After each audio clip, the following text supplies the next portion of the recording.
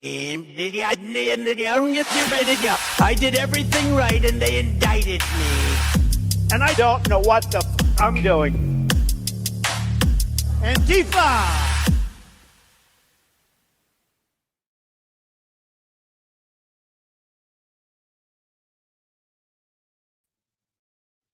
Sorry. Hello and welcome to the Katie Halper Show. We are thrilled to be doing this additional special stream. We haven't spoken about Pakistan in a few weeks. We've been focused obviously on Venezuela. And we wanted to make sure that we checked in because as we've said before, this story is ignored by much of mainstream media, but it's even ignored by progressive or leftist media. So we wanted to make sure that we are filling you in. And thank you so much to everyone who joined this extra stream. Make sure if you haven't already, actually, this is a good reminder, make sure you've subscribed because if you subscribe, that's a good way that you'll know that you won't miss these additional streams. And we're doing those kind of more and more. As people probably know, we stream regularly at 7 p.m. on Tuesday evenings at 7 p.m. Eastern Standard Time. But given the state of the world, we are doing additional streams quite frequently. We did one on Venezuela last week. We're doing one in Pakistan this week. We'll probably do another one next week. Depends on the breaking news. And also, I wanted to thank everyone. Speaking of subscribing, we are at 400,000 subs, 400,000 subscribers. So if you haven't already subscribed, please do subscribe. And you do that by hitting the bell, hitting subscribe and then hitting the bell. Also, we wanted to make sure that you like the stream. I mean, we want you to like it. Like, that would be great if you do like it, but also physically like it, show that you like it with a thumbs up. This and subscribing, these are two ways to support the show for free and fight back against the algorithmic suppression. And YouTube, if you're watching, I don't know why we hit 400,000, but for some reason we haven't been able to get a YouTube representative to help us with our channel. And that's something that people with way fewer subs get. So just putting you lovingly on blast in case you're watching the show YouTube. Okay, what else do I have to say? Make sure that you become Patreon supporters at patreon.com/The Katie Halper Show. Again, that's patreon.com/The Katie Halper Show. And that way you can get bonus content, extra interviews, extended interviews, behind the scenes content. I think we're going to start doing some AMAs, right, Brad? Yeah, he's giving me the thumbs up from backstage. So yeah, we're going to start doing some AMAs, Ask Me Anythings. And if you join for $5 a month, you get access to those AMAs and extra content. If you join for $1 a month, you just get to know that you're making this show possible. Because again, we really couldn't do this show without your support because we, of course, live in the capitalist world system. So we need to engage in capitalism, unfortunately, which means paying people, of course.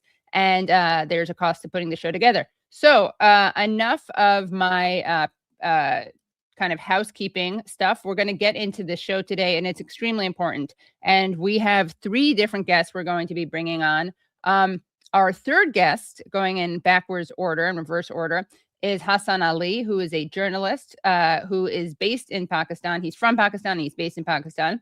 Then our second guest is Barrister Shahzad Akbar, who is a living in exile in the UK, who has served as an advisor to Prime Minister Imran Khan. And our first guest, though, we're very excited, is Maryam Wattoo, who has been an active part of Imran Khan's party, PTI, since 2008. And in 2016, she introduced her sister, Bushra Bibi, to future husband Imran Khan. So she's, I guess, responsible for their marriage, for their union. Maryam is a data scientist currently doing her PhD in business administration. And she works for a government entity in the UAE. So welcome to the show, Maryam. Hi, Katie. Thank you so very much. Of course. Let me start by thanking you for all the wonderful work that you're doing. Oh, thank you. And for consistently giving, the voices a space to, through the voices which have been otherwise silenced. And we're grateful for that. This kind of journalism really matters, that you're covering the stories which the mainstream media is otherwise neglecting. Yeah, well, thank you. Yeah, and it's pretty shameful that the mainstream media and for some reason progressive media has been ignoring this. But Maryam, it's been a few weeks since we've streamed about Pakistan. What is the most important news that is coming out of Pakistan right now as we speak? And of course, how is your sister doing? Who is, of course, the wife of Imran Khan and is also incarcerated.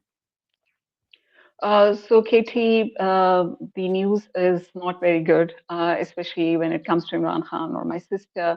It has been like since I think continuously about 3 months now that Imran Khan has been in solitary confinement, other than twice in this time. The 2 times he was allowed to meet each time one of his sisters for like 15, 20 minutes. And my sister, since November 4th, has not been allowed to see any family members, neither the lawyers.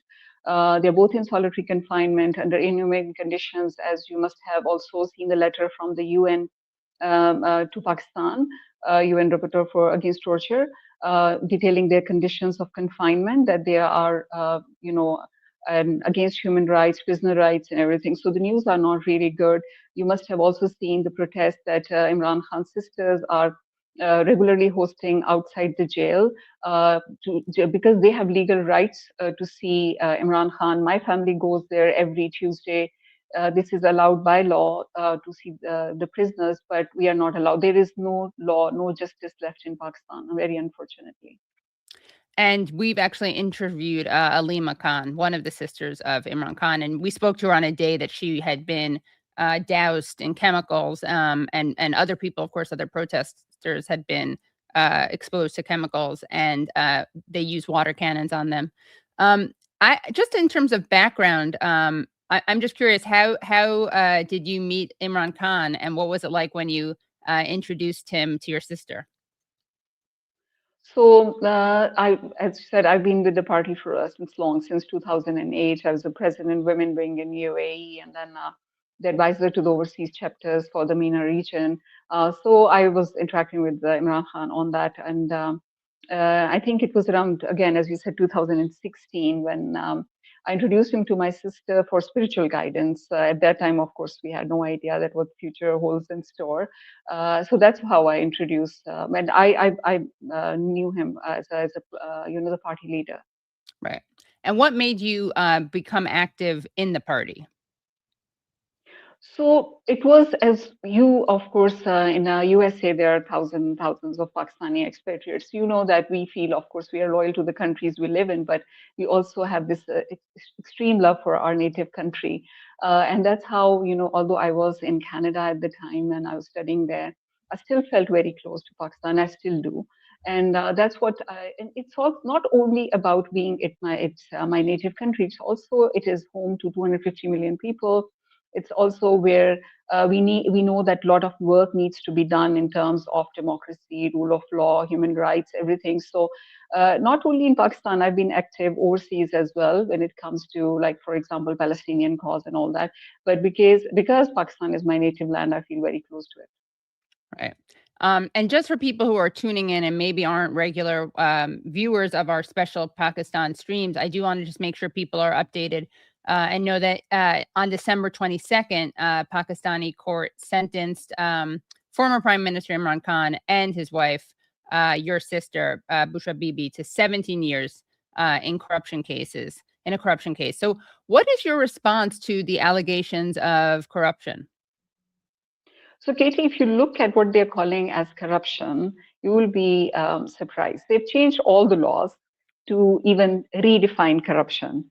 So, the corruption that they are, that they sentenced Imran Khan and my sister, saying their corruption charges, was basically just some gifts.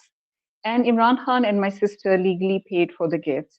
Imran Khan actually increased. So, as you know, there is treasury where all the gifts, the state gifts go. This was a gift to my sister from Prince Salman, Mohammed bin Salman, from KSA. It was a personal gift. They still deposited in the treasury, paid whatever was a legal cost to, then get the gift, keep the gift. And they did that. So there was nothing illegal. So this is what they are calling as corruption. Now, why they made this case? Because my sister held no office and they wanted to convict her also in some case because they wanted to, through torturing my sister, keeping her confined. They're actually torturing Imran Khan. They're actually pressurizing him to accept their terms and conditions. So if you look into the details of the cases, the first time it was made, and it is the same case made again and again. The first time it was made, conviction done, and then the courts threw it out. Now they have changed the whole court process. As you know, even the UN wrote a letter that whatever happening there is not legal. The way they have passed the amendments and everything, the courts are actually just stamping whatever these, the authoritarian regime is saying, asking them to do. So it's not actually corruption. It's just political persecution. And so they're trying to use your sister as leverage. Absolutely, because Imran Khan is very close to my sister. He highly respects her, loves her. So through putting her through this extreme inhumane conditions, as you must have read, that she's in a very small cell. There are rats in her cell. During summer, there was no AC. They even sometimes switch off the electricity. Imagine in the heat of 48 degrees centigrade. They did not provide her medical care when she was sick. Repeatedly, they poisoned her when she was in jail, slow poisoning through HCl. Then did not provide her any medical care despite the court orders. After 8 weeks, they took her for the test. They completely changed her test results. Sometimes I feel like it's House of Cards, it's Games of Thrones, it's something like that. It's just so I sometimes I feel I'm in a movie. The things that are being done there, I just saw them in movies, but I'm now witnessing these things.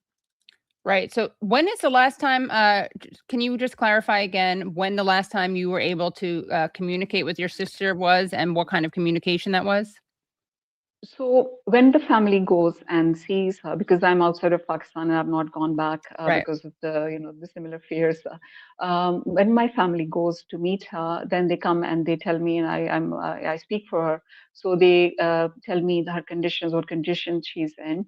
So I get her the first-hand reports through my family. The last time I personally spoke to her was when she was briefly let out of the jail last year. It has been again more than 10 months now.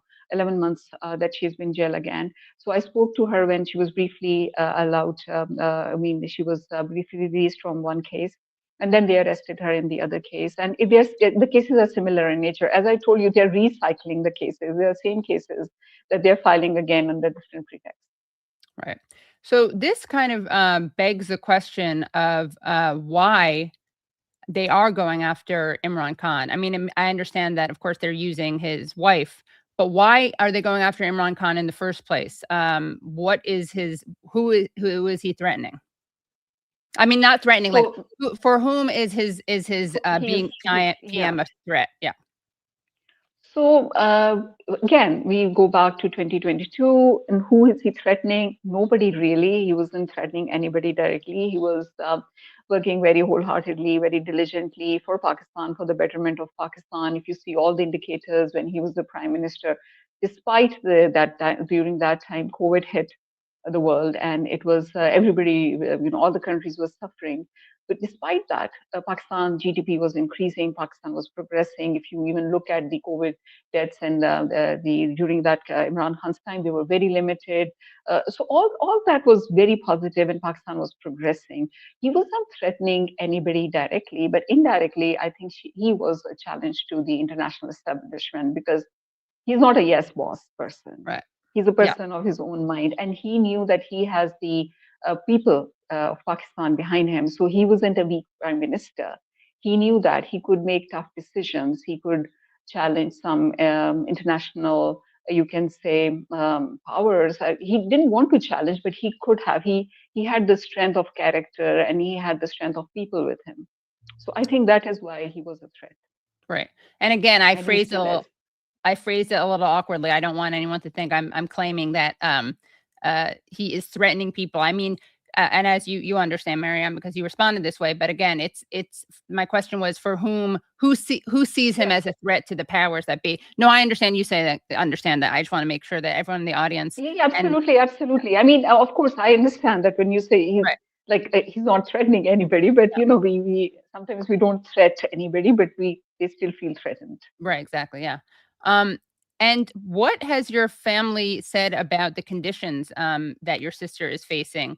What does she relay to them? I mean, you mentioned the extremely hot jail cell. It's not very big. I didn't know that there were rats in there. Oh, Did they yes, say? yes, yes. So, yeah, what they did was last year when she was in prison, she told this to me herself when she came out that they had the gutter, the sewage holes. They had opened the one that was passing through her cell. They had opened the cover of it. Can you imagine? And she was in a small cell with that sewage hole Oh, they open. opened the And so manhole, I guess, right? Is the yeah. manhole, yes, and the rats would come out of it. And she told me herself that when she would be praying in that room, the rats would fall on her from the ceiling even. And then the ceiling was so poor that during rain it starts leaking. And her mattress, they didn't even give her proper bed. Her mattress would get wet, and many times she got the electrical shock because the water would seep into the electrical circuits. The food that they give her is very bad. After they poisoned her through HCl, her whole digestive system is messed up. And but still, when they give her food, they put chilies in it, so she can't even eat it. So she has lost a lot of weight, about 15 kgs since she was arrested. So all these conditions are very inhumane, against international law, against Pakistan law. But again, as I said, there is no law and justice left in Pakistan. Right. And can you elaborate more on the way that that you're saying she's been poisoned? And what is HTL? So first time when she was arrested, and when she was under house arrest, they put her under house arrest. One day when she was having food, she suddenly felt that her esophagus is burning. So, and then she tried to take, of course, if we feel burning, we'll take water. When she took the water, it even burned her more. And then she couldn't speak or eat. It was all burnt. She couldn't speak or eat for days. And during those 15, 20 days, they blocked us. They did not let family or the lawyers see her. When finally family met her after 20 days, she told them that she has been very sick. She wasn't provided any help. She couldn't even drink a sip of water because all her esophagus and her stomach was burnt. She said if she eats something, it feels like she has an iron placed on her stomach. So then I checked the symptoms that she gave me. I checked what was happening, and then an informant from the jail told us that she was being slow poisoned with HCl, which is form of a chemical you find in the cleaning substances. They were slow poisoning her food. But that day, I think whosoever put that liquid in her food, they put maybe more dosage, and then she got very sick. Now, when she got sick and she told us about that, we applied for a medical test. Now, the medical tests were not allowed to be conducted until after 8 weeks, which means they wanted any signs of poison to wash away. Right. Then, even when they conducted the test, they were the hospital of their own choosing, and they never gave me the endoscopy report. When they do the endoscopy, there is a video that is made. I requested the hospital, our lawyers requested, we filed applications. The video wasn't given to us. They just took some samples and said she was fine. She wasn't. Right. So she has suffered through everything, you name it, and she's just being punished because she's a loyal wife and she's standing by Imran Khan. And there have been rumors. I mean, I just have to ask you about this so you have a chance to respond. But there are rumors that she engaged. Well, let me back up a little bit. What kind of spiritual advising does she do, and which made you introduce her to Imran Khan?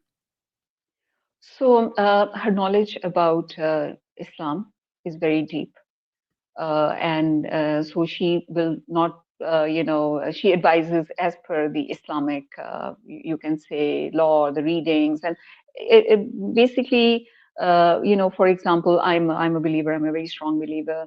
And if I have any trouble in my life, I'll first resort to my religion. I find solace in my religion. I find solace in praying.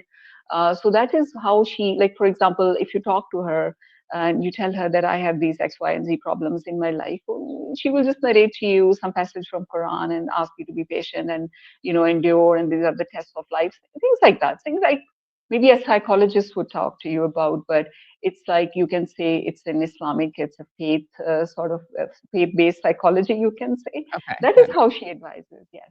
Right.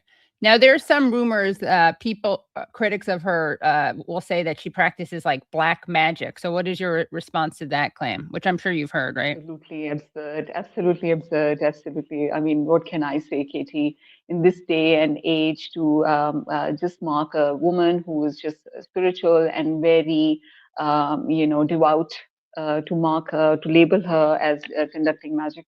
And this is actually, I don't know, the people who make these allegations, they are very serious allegations. As per our religion, they're very serious allegations. I don't know how they make it. They don't have any evidence of it, of course, but they still keep claiming it. She's very devout Muslim. She's conservative like I am and like many of us are, but that's it. But they just make it up because I think she's a very private person. She has been a very private person. She never wanted to be in media. I even told her when these rumors were being initially spread against her, I told her that you should, counter them. You should talk to the media. You should at least tell Imran Khan to talk about it. And she's just leave it up to God. She's very, she'll just leave it up to God. She says they're just making it up, so just leave it up to God. Okay, yeah. And what else does Imran Khan stand for and fight for? And what made you politically support him?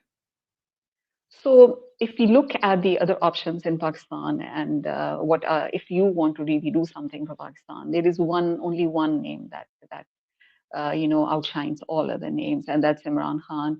He's very, very devoted, as we all know, to the country and its people.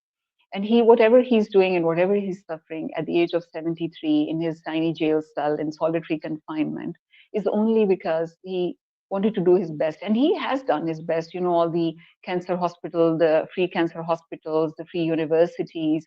Who else could I follow if not Imran Khan if I wanted to do anything for Pakistan?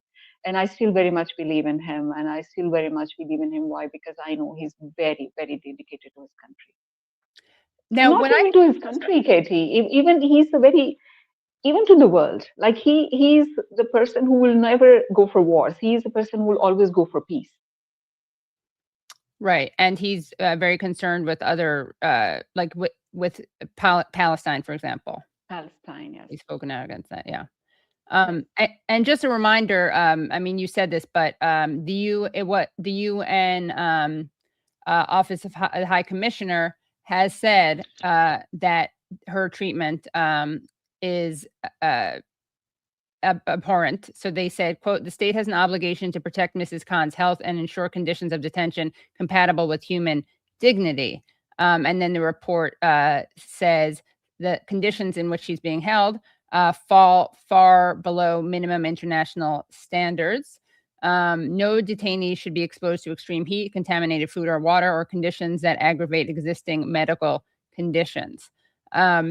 And as you said, that she's lost a bunch of weight. She had a tooth abscess and a stomach ulcer. And this is obviously not the kind of treatment that anyone deserves, regardless of, I mean, even if this person, even if someone's guilty of something, you can't do this. But of course, as you pointed out, most people say this is a politically motivated prosecution, not one based on actual reality. And something that Alima Khan said was that her brother had been offered the chance to leave the country, basically, and that he refuses to do that because he refuses to kind of play the game or legitimize this persecution that he's been facing. Have you heard about that through your sister? Is she in that same? Is she taking that same position? Yeah, absolutely. They're in it together, and they're standing by their principles. They said they will never leave Pakistan, even if they're given an opportunity, and they were given an opportunity. They want to just stay there. It's their country, and they want to be there. And I don't know what's the end of it. I hope that both sides get some, kind of find a middle ground for the betterment of Pakistan, because whatever is happening in Katie is not only bad for our families. We are suffering. We are personally suffering, of course.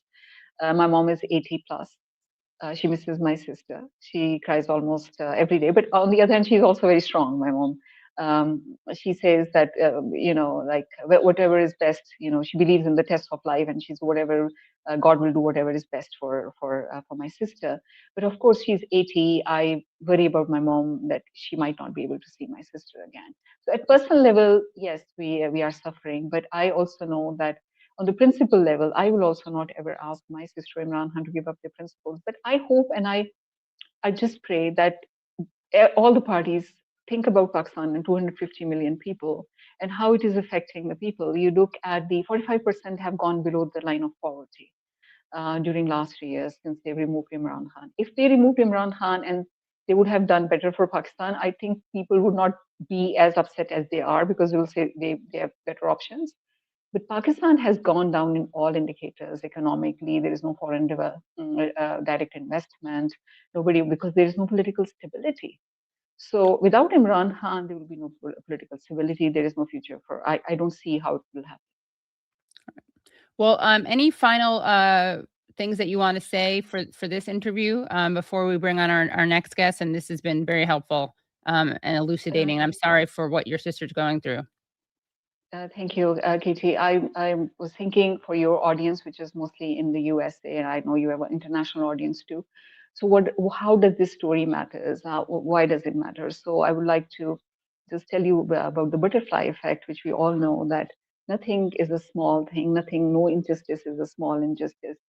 Anything that is happening anywhere, if in Pakistan, whatever is happening in Pakistan, if the other countries start tolerating it, this model becomes normalized, and it will be then adopted in other countries, because other dictators will see that the world is silent.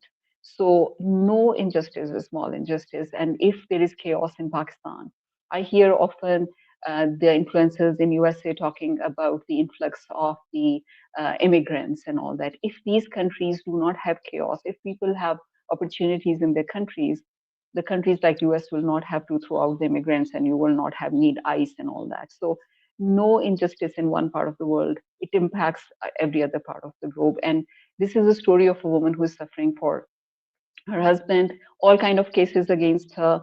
It's a issue of women rights and everything. So I hope you keep raising this issue. And thank you again for having me on your show. Well, actually, a final question for me is, what are any leaders speaking out on his behalf, and are any people in other countries, not just leaders, but the people of other countries, are they speaking out on his behalf and on your sister's behalf, of course? So people, wherever there is Pakistani diaspora, very strongly, as you know, in USA, they're speaking out, they're reaching out to the congressional leaders in UK. Jeremy Corbyn is a very active voice. He speaks for Imran Khan always. And in USA, I hope that by you raising these issues more and more voices, and we have a very strong, active group, Pakistani diaspora in USA. And they are very actively working with the congressional leaders. But one thing, Katie, last point, I just want President Trump to know that our government in Pakistan is not the government that the people elected. And you know why I'm saying that? Current government. I love the sovereignty of my country. I don't want to, but I'm just saying that the democracy should not be selective. Right. Like justice should not be selective. So democracy should not be selective. And another thing I want to do is, well, amen to that. But another thing I want to do was show people well, in case anyone had any doubts that you two were related. One second. That you and your sister are indeed related. We don't need any DNA test. Not that this is being contested at all, but very strong family resemblance between you and your sister. Here she is. Yes. So, yes. as everyone can see. Yeah, we do resemble. And one more thing, lastly, Katie, that I was that article in Economist in 1843 magazine about my sister, myself, and my family, labeling us as anti-West and Islamist and all that. And nothing can be far from the truth. As you know, I've been educated outside, living outside with the Western. So just for your Western audience, that just because we are conservative and we cover and we wear hijab, that doesn't mean we are anti-West or we are Islamist. It's not like that. Right, of course. Okay, well, thank you so much, and we would love to. I just see breaking news that I haven't verified this, but I see there's on YouTube. It's saying that, what show is this? It's not in English, so I can't. Apparently, Imran Khan meets wife Bushra Bibi in Adiala jail.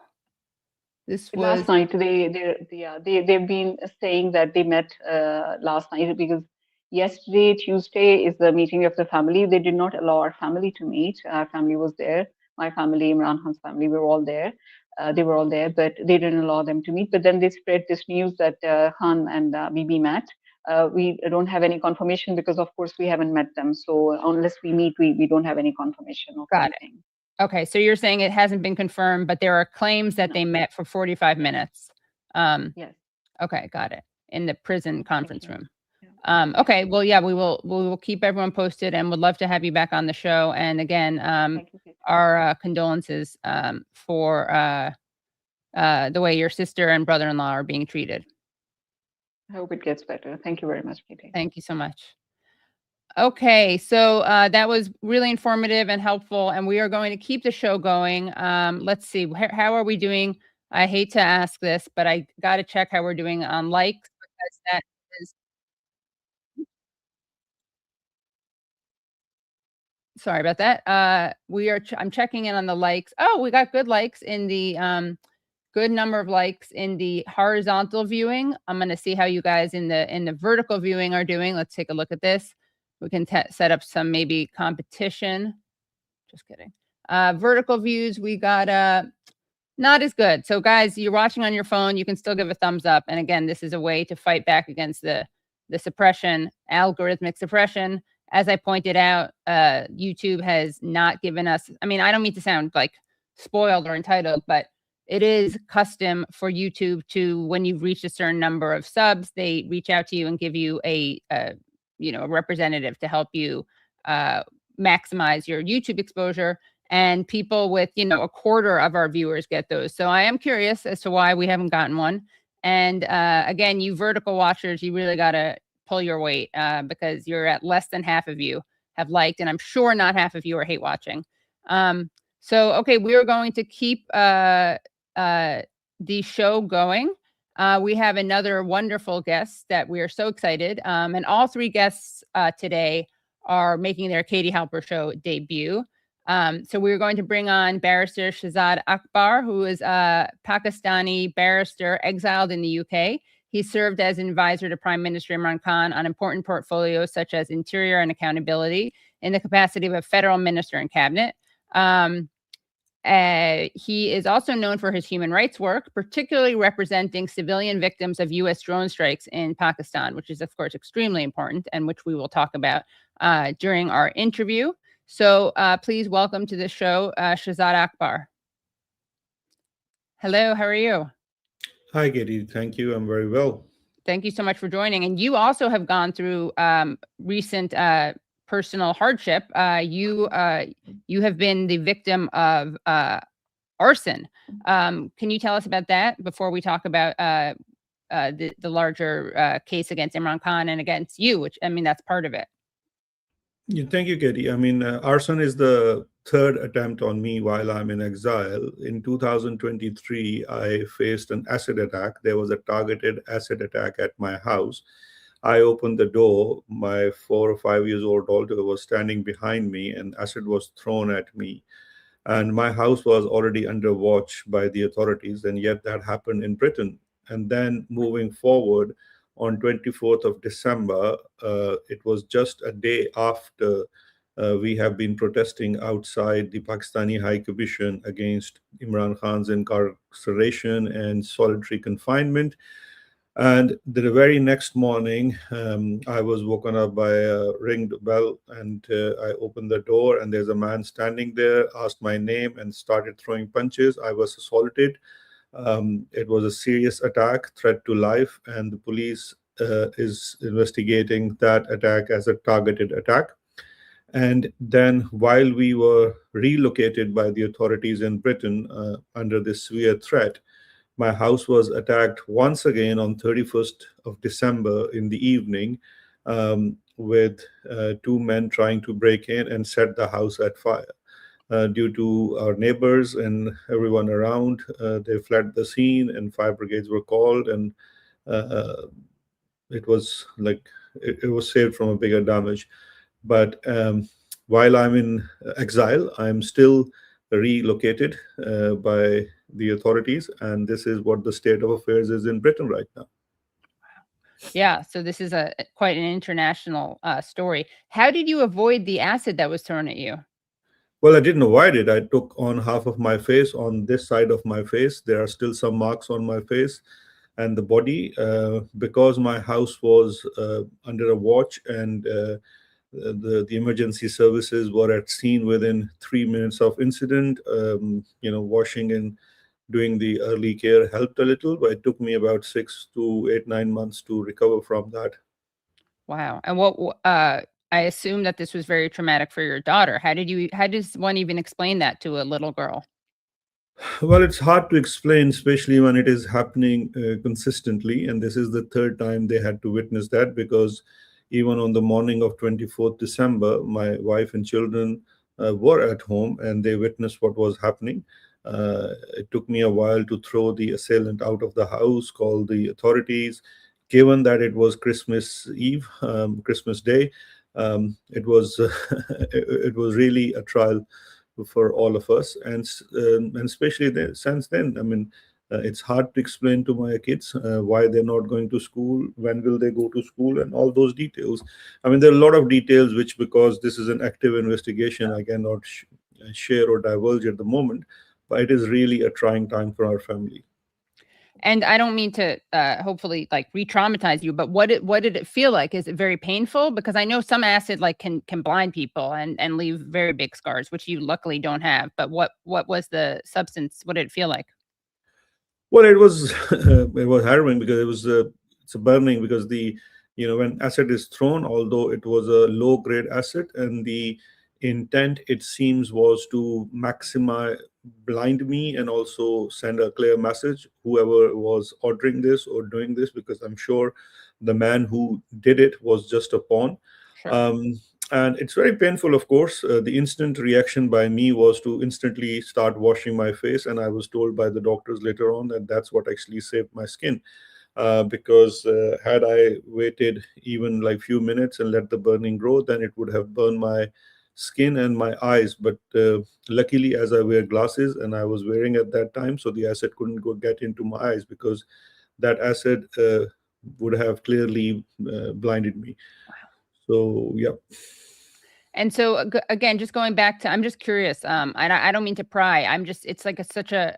I mean, one of the things that we don't really think about when people are being politically persecuted is how it affects their children. But this is very, has a large effect on especially young children.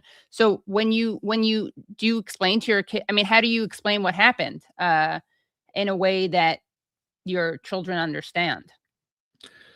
Well, you have to. I think as we are in exile, they also had to flee Pakistan in 2023 when my house was raided in Pakistan, where my family was living, and I was in exile. And initially, we thought that I would be able to go back.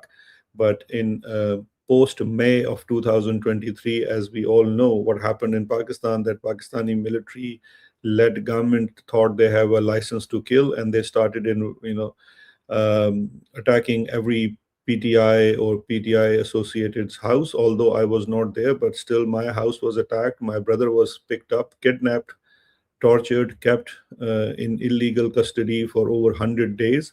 And that's the time when my wife and children had to flee Pakistan. And that was also in middle of night. It was hard to explain to them that they were in their PJs, and the mother wakes them up and brings them to England. And so that's I think that thing is still ongoing, and I think that's the price that the families have to pay in our part of the world for standing up for their principles. But I think the thing to explain to your children is you actually need to talk to them, and you need to tell them what their father do. And as I mean, it's the situation is not. They also see how much their father is loved and cared by other Pakistani diaspora in the UK where we live. They see so much love and affection by other Pakistanis here.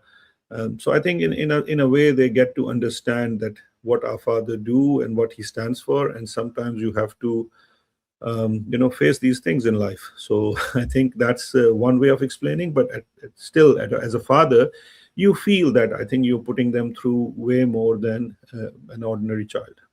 Wow. Yeah. Well, again, I'm so sorry that you have to go through that and your children have to go through that. Can you give us some? Well, and actually, we're gonna return to who is responsible for these attacks, but can you give us some background on how you got involved in politics and your work with Imran Khan? Well, the background is, I mean, to begin with, I was never in politics, but I was a political commentator and I was a human rights lawyer plus activist. I initiated the what we call drone litigation in Pakistan, and I challenged the US-led drone strikes in Pakistan back in 2009 and 10. And I started digging for civilian victims of drones. I worked with American universities, including Stanford, NYU, Colombia. We published reports. We did a lot of research. I work with international human rights organizations like Reprieve in the UK or CCSR in the US. And, we gathered a lot of data. Center for Constitutional Rights, which is yes, Center for Constitutional Rights. So we gathered a lot of data. We brought cases. We sued the United States government. We sued the CIA. So we did all that work. And the only support we were getting politically on ground back in 2010 when we were challenging these drone strikes. And our whole argument then was that these strikes are counterproductive to the US, the so-called mission of fight against terrorism, because actually, and they are not precise as they are advocated by the defense industry. They're as precise as the intelligence is, and we know how flawed the intelligence can be. And this is something illegal. And this was the center of my whole campaign for almost 10 years.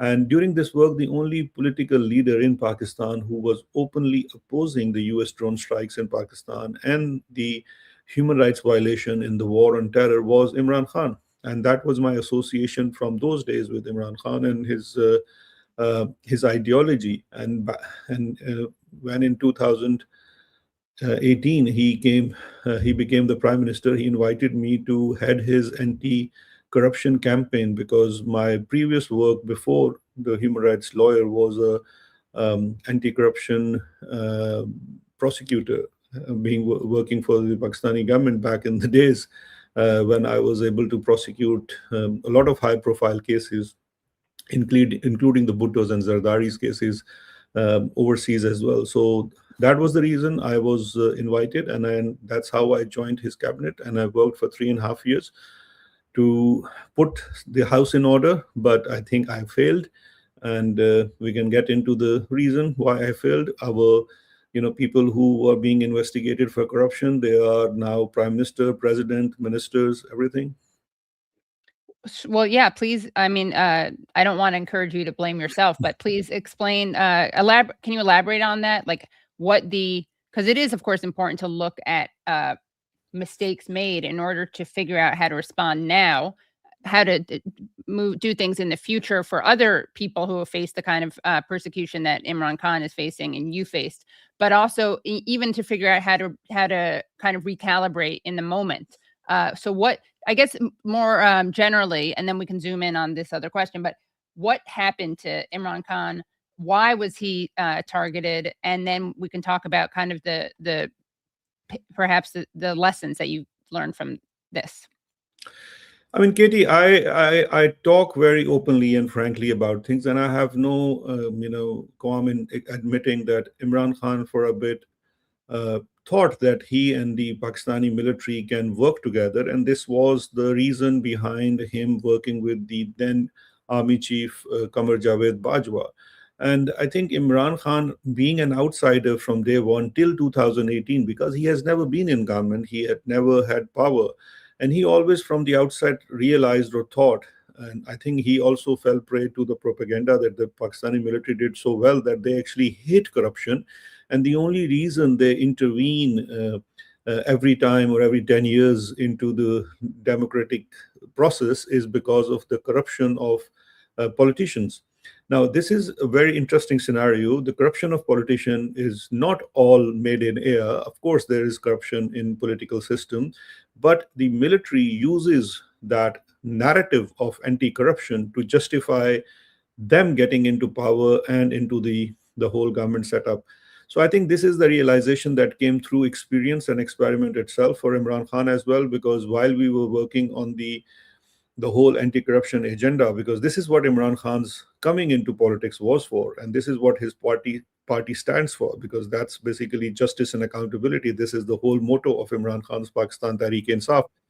And that's basically when you realize that actually the military has been using the narrative or the idea of anti-corruption to tame the politicians so that they do not challenge the hegemony of Pakistani military that it enjoys. And then you get to look into the institutional corruption that the whole Pakistani military itself is conducting, because look at their own industrial empire. I mean, which army or military in the world runs a business which is over $200 billion worth? I mean, Pakistani military is the largest corporation in Pakistan. Even the BBC published a report a couple of months ago which shows that the industry or the family or a set of companies of Pakistani military under Fauji Foundation or Askari Welfare Trust is one which has swelled to this much money. They only listed one company a few months ago, and that company is assessed at $6 billion. There is no company in Pakistan that is worth that much. So you can understand, their involvement in the governance system and the exploration of the resources and everything. And this is what I think the real conflict was between Imran Khan and the military, because the army general, I think these are just names. I don't think there is any difference between the current army chief Asim Munir or the previous army chief or the chiefs before, and I don't think there will be a difference with anyone upcoming, because the idea and the institution and the mindset behind is similar, is the maximization of profit for them and gaining more and more political space in decision maker. The only difference that we have now is, let's say 20 years ago, 5 years ago, or 15 years ago, the military was not so much in the forefront, but right now everything is being done by them, and so openly and so bluntly. I mean, I can go on and on, but I think what they are being able to achieve now, they were not able to achieve with Imran Khan. So, for example, if they wanted the military to run certain departments, Imran Khan will oppose that. If the military would want to ease on some corruption cases, Imran Khan would oppose that. And I think that's what was the real conflict between Imran Khan and General Bajwa back in the days. And what about Asim Munir? What can you tell us about him? Well, Asim Munir was, I mean, back in Imran Khan's government, he was the DG of ISI, which is Pakistan Secret Intelligence Agency, which has an internal working and external too. He was changed from that position after 8 months in. There are very conflicting stories. I mean, Asim Munir would like to think that because he told Imran off on about some corruption of Imran Khan, that's why he was sent out from that posting, whereas Imran Khan's version is different. But the fact remains that the Prime Minister removed him as the DG of ISI, and then 3.5 years later, he became army chief. And what looks like now is the revenge of what was done to him. I mean, this is very simply put. But I think we have to look at Asim Munir in a bigger picture now, because before Asim Munir, I would say that army chiefs, when they did not impose martial law, they will be acting behind the scene. But Asim Munir, since his coming into the role of army chief, has elevated himself to a field marshal. He has practically have done away with all other institutions in the country, including the judiciary. Amnesty International a couple of days ago issued a report saying the 27th constitutional amendment is basically doing away with Pakistani judiciary. I mean, forget about independence of judiciary. There is no judiciary left. So there are no, I mean, Parliament was already under the command of some army colonel. So in reality, it is basically Asim Munir's law in Pakistan, and he, as a field marshal who has given himself immunity for lifetime. I mean, this is a dream for President Trump, probably, that he can never be prosecuted for anything. But that dream has seen reality in Pakistan that Asim Munir has given himself to.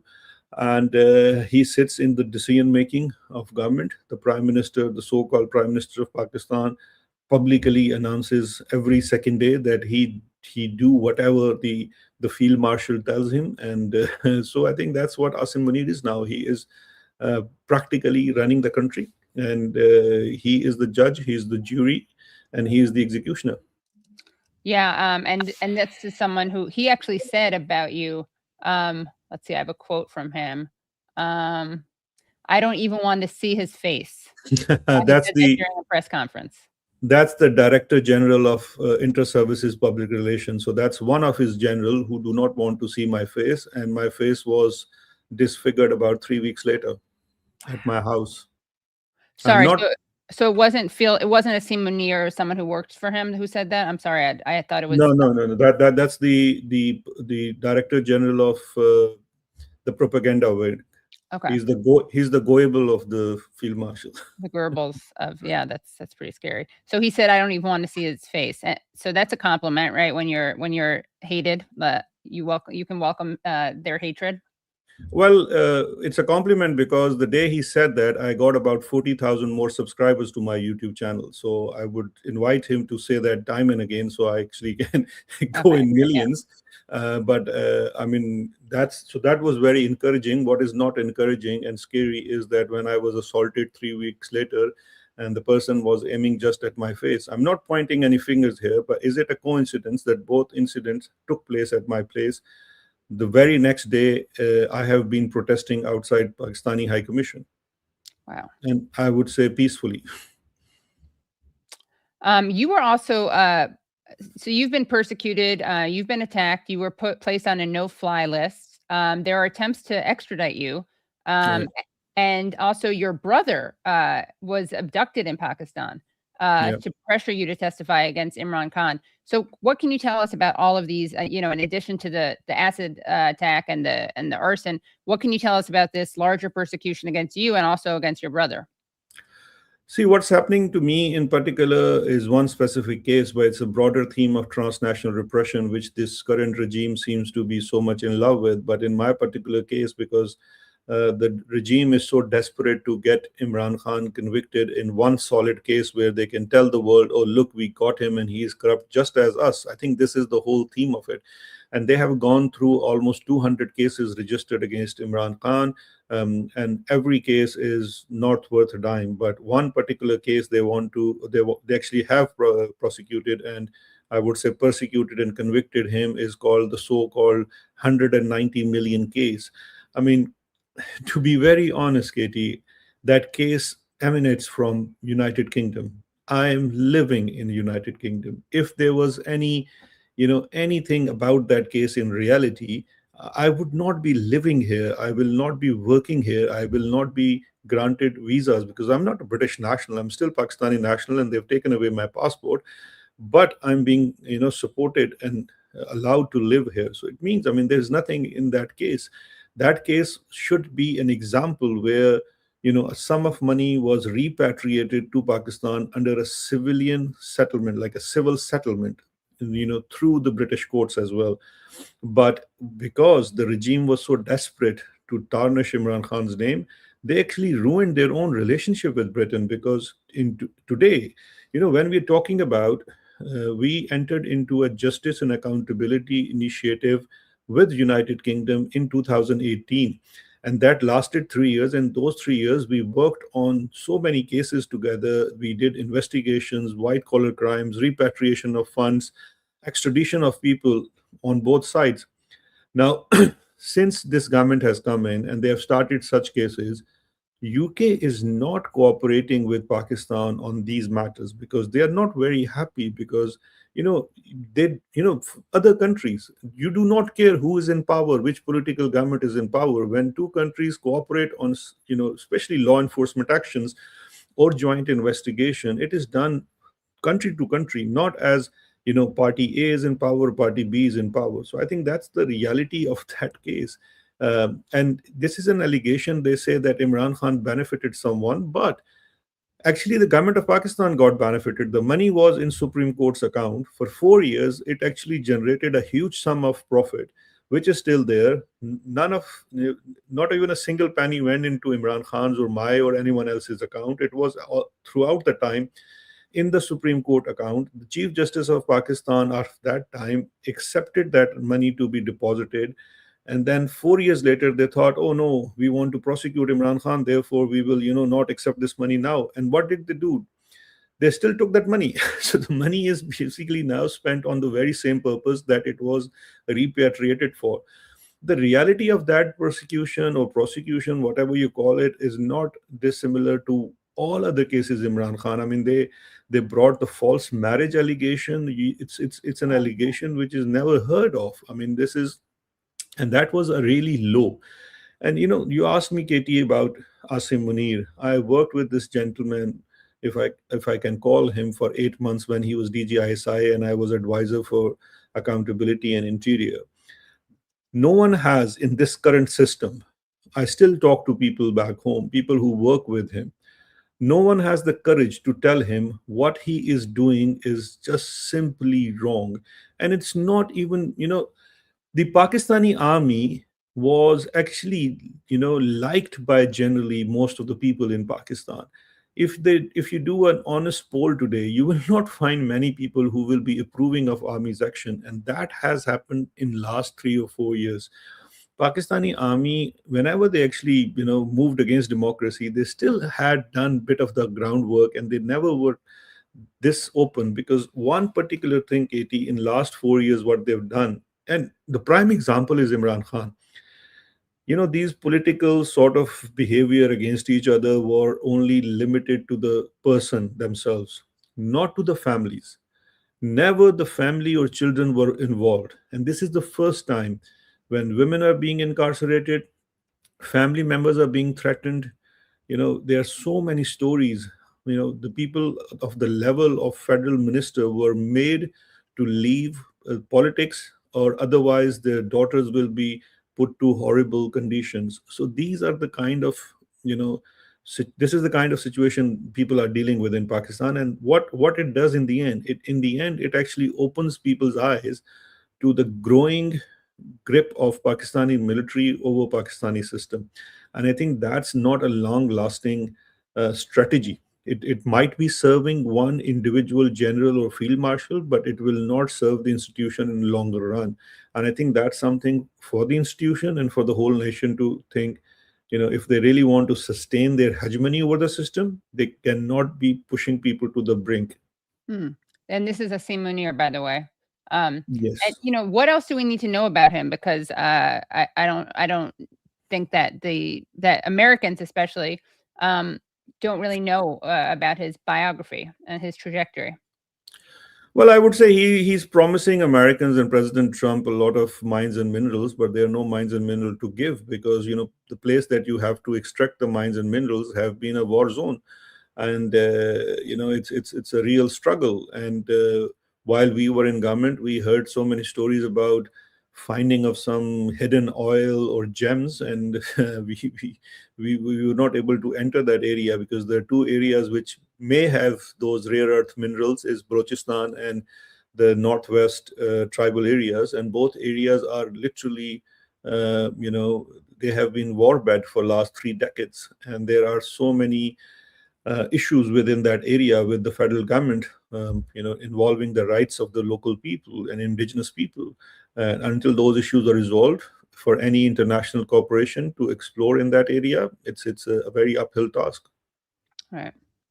Now, can you talk about some of the ways that you think that people are successfully advocating for Imran Khan? I mean, has there been any successful kind of mitigation of his treatment? What are your predictions? Well, you see, the treatment, what's happening to Imran is now internationally recognized inhumane and torturous treatment. And in terms of how people can advocate within the country, when people came out time and again, they have been fired with bullets, live bullets, and that's what the state of affairs is within Pakistan. People overseas, especially in the US and UK, have been lobbying, doing citizen lobbying, especially in the US. They have been reaching out to their senators and representatives, and same thing is with MPs. And I think that's what Pakistani government does not like, and that's why we see this now growing trend of transnational repression. But the diaspora has been reaching out. And of course, the diaspora, including myself, we are not very resourceful. We actually have to put a lot at risk to talk and convince the world what's really going on. I think at the time of regime change, the international politics played in favor of Pakistani military because you had a Ukraine crisis at that time. The US or the Europe actually wanted ammunition and support, material support, which was coming from Pakistani military. So I think at that time, they they let few things slip, but I think now the timing is changed, and the larger Pakistani diaspora living in the West have been able to reach out and convince the people and tell the people the real stories. And I think it takes time, and the real stories are coming out.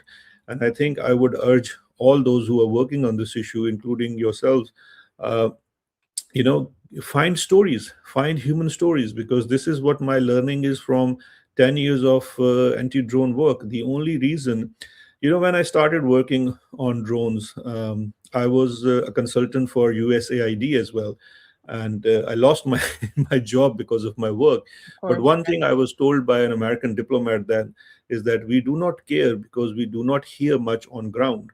And that's what, in real world, the thing is, if you do not reach out, and if you do not tell the stories, if you do not tell what's going on is wrong, you cannot change policies, you cannot change these things. I mean, sometimes people think that ordinary citizen and ordinary voices do not matter, but trust me, I've seen this, it matters, because end of the day, in especially civilized democratic societies, people do listen to their constituents. People do listen to what people are saying. It's just that we have to find those words, we have to find those mediums to reach out to them. And we are thankful to forums like YouTube, or any other forums. So we might not like the people who run it, for example, Yeah. X, but at least they provide you that space to say your thing. And then it depends, then the public decide who they want to listen to and hear to. I mean, if you ask Pakistani military right now what is their greatest fear, and I'm 100% sure they will say the social media. And Yeah. this is what they don't like, right? And that's the space where there's a huge debate going on in Pakistan between about the Gen Z versus boomers. And I think that's what it is all about, the Gen Z and the social media, and how the youth of Pakistan has been able to uh, you know express themselves on social media, be it memes, be it YouTube, be it political commentary, content creation.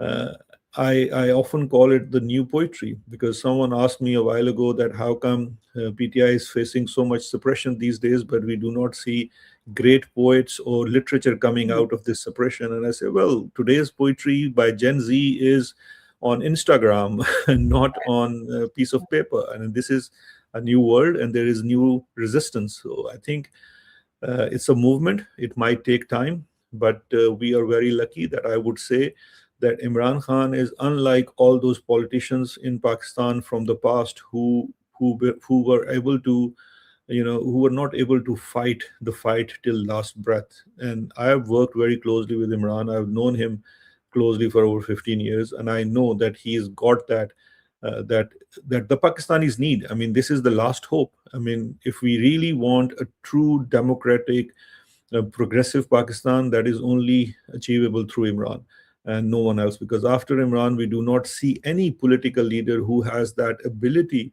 and clear understanding that which road leads us to that freedom. So we just hope and pray that he is able to keep his fight going. And I think he is gaining people's support more and more.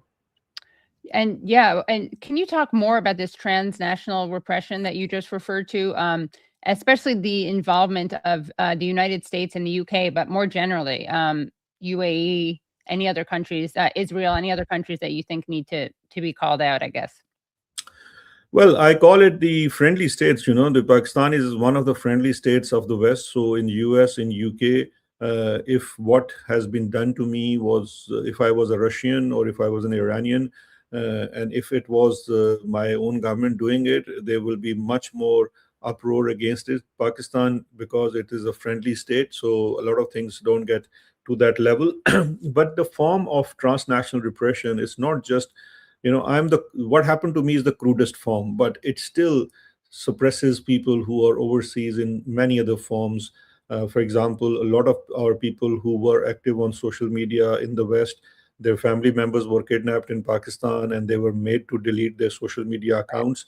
Their IDs were cancelled, their passports were cancelled, their Pakistani IDs were cancelled, or even they were threatened with the prosecution back home, which of course creates a lot of troubles for you, because a lot of financial arrangements depends on you being all clean. And if, for example, there is a media campaign to tarnish your name, it starts from Pakistan. It can also affect your credit score. So there could be so many things, and these things were being done in the UK. I've been working with some human rights organizations and students to record these, and to see and research and find out evidence what particular methods are being used.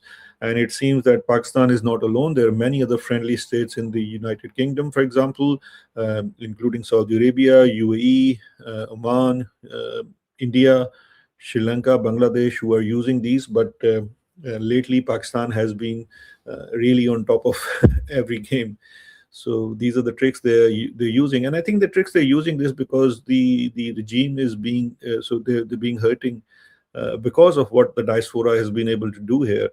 Some people would think that if, for example, 200 people standing outside Pakistani High Commission or 10 Downing Street do not matter, then ask the Pakistani military why they are trying to silence these 200 voices, because these voices are actually reaching somewhere and people are starting to ask questions. It's also because when these voices are raised, then the people in the West, especially in the UK or US, they get embarrassed when they invite Pakistani's military ruler into the White House for lunch. I mean, how many other army chiefs in the world got to be invited to the Oval Office for lunch? Right. Can you talk more about what happened? I don't know, to the extent that you can, about what happened to your brother, and how this is kind of, I guess, an example of what you're talking about in terms of the transnational persecution and chilling effect. Well, what happened to my brother was in 2023, and that was the beginning of all the physical attacks against myself. And the aim was to coerce me to go back to Pakistan and testify against Imran. And we see there was a pattern to that, because back then the government thought that the best way is that just get someone who was with Imran and get them to become what we used to call in the old days king's witness, which is the prosecution witness, and then their case is sorted. They tried doing that with me. They kidnapped my brother in May of 2023. About 30 men, all dressed in paramilitary uniform, came to my house, took him away. And the next morning, the authorities refused acknowledging that fact. And they said, we don't know who got him. He must have been kidnapped. I mean, luckily, we were able to have, because they also took the CCTV cameras of the whole neighborhood. So knowing that we will not have any evidence, but we were able to have one video recording of him being taken by armed people.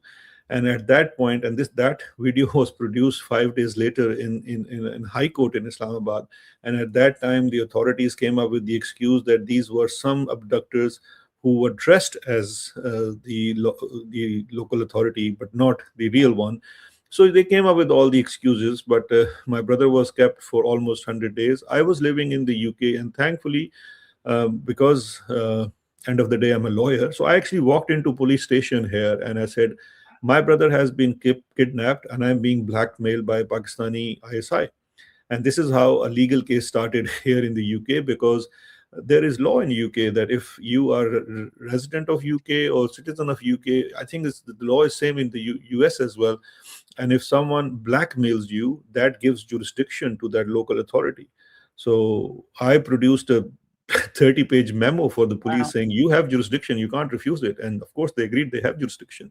And a lot of background work was done on that. And then after 100 days, my brother was let go off. But the approach during those 100 days was that I was sent messages to return and testify against Imran. I didn't. I said I will not falsely testify against anyone, be it Imran. But not everyone was lucky. The principal secretary of Imran Khan, his name is Azam Khan, he was in Pakistan. He was kidnapped. He was missing for almost 45 days. His family filed a habeas petition in Islamabad High Court. But after 45 days, he himself walks. I mean, this is another crazy story that we hear. They say that he himself walks, but basically he was taken by the Federal Investigating Agency, the parallel of FBI, before a magistrate, and where he gave a testimony against Imran Khan. And what became of that testimony? Imran Khan was, convicted in that case, and then later on he was acquitted of that case after a year. But you just see the pattern that how the kidnapping of a family member is used to blackmail people to testify against you. And And speaking, sorry, keep going. no, I'm just saying this is a general trend. These are some specific cases, but for example, there are people here. There is there's a TikToker who lives in Britain. His name is, I think, Omar Raj. His brother was kidnapped, or his father was kidnapped, and he was made to delete his social media account, which he did, but he recorded all that, and then later on he exposed them. So you see, there is there's similarity of the stories about so many cases here. Right. And speaking of kidnapping, I want to know your thoughts on, I guess, as someone who's a human rights lawyer, the state of human rights law or international humanitarian law, international law in itself. How has it been challenged by what is happening in Gaza, and also what we're seeing right now, literally as we speak, in Venezuela? I think the state of international law has been in question since the invasion of Iraq, because that's what we saw, that how the UN Security Council was lied to, and that was an excuse. But I would call it now, if you see what's happening right now, those were good times. At least back then, they actually went through the trouble of lying. I mean, this time, there's no lying. Pandered, It's right? simply, They pandered, at least, yeah. I mean, this is pandemic. Even what happened in Venezuela. I mean, no one likes Maduro, but hang on a second. You cannot, if it's a, by your own standards of either international law or domestic law, he is the president of a country, and you cannot just go invade with Delta Force and just get him out and produce him in New York courts by DEA. So I mean, this is a very dangerous trend, Katie. I mean, this is what I mean. I talk about this on my show as well. Like in Pakistan, for example, India has similar cases against Pakistani leaders, and Pakistan has similar accusations against Afghan leaders. And just imagine if everyone starts, following this suit, you will have a world war starting soon, because every country. I mean, look at, U.S. The Russian president house was attacked. He blames the Ukrainian president behind it. Now just imagine if either side goes for the other president and they kidnap them and they take them to court in their own country. So this is a mad world. The whole idea after the Second World War, how the UN was built, how the international law has been developed, those principles were framed to avoid this sort of disaster. And I think by moving away from those principles, we are testing patience of many countries. We're testing the system in itself. I think we have lost whatever it was as international law, because international law, unfortunately, because there is no independent forum where these issues can be contested justly.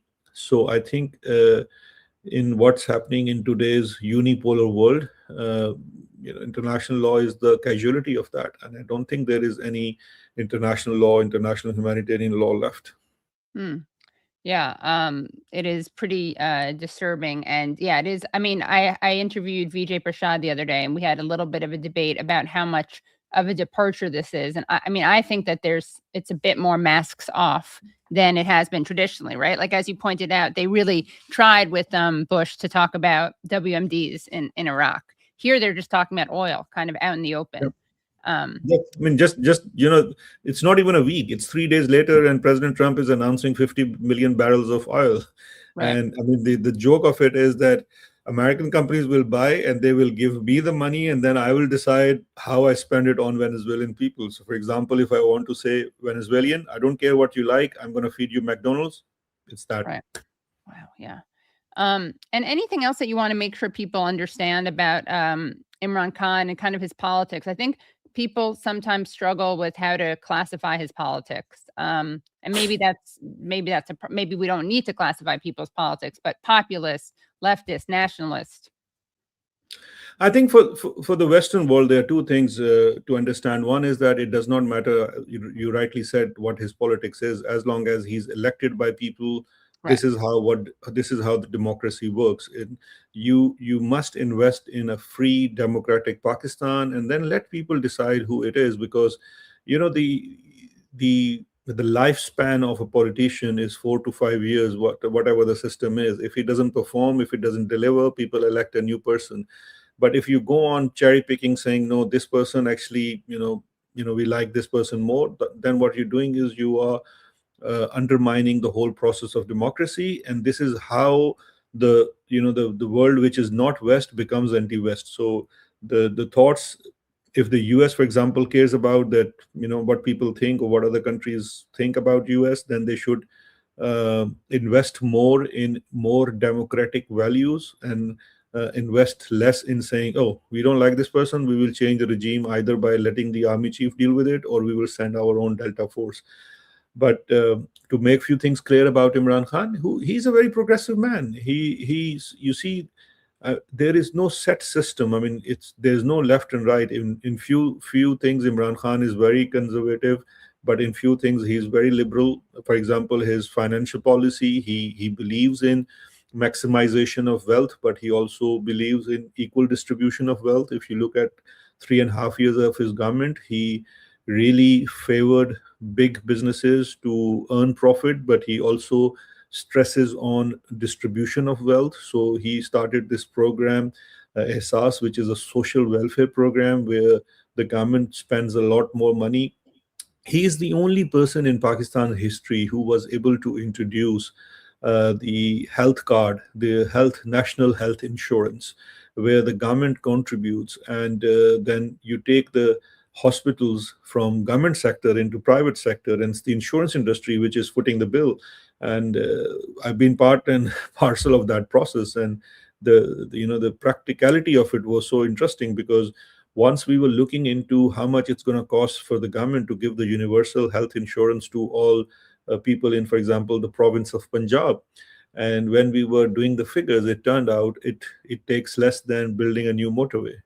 And then the question was, do you need another motorway for your fancy cars, or do you need health insurance for the poor, that they can be treated when they need it? And the choice was very obvious. And Imran went for the health insurance and not for the motorway.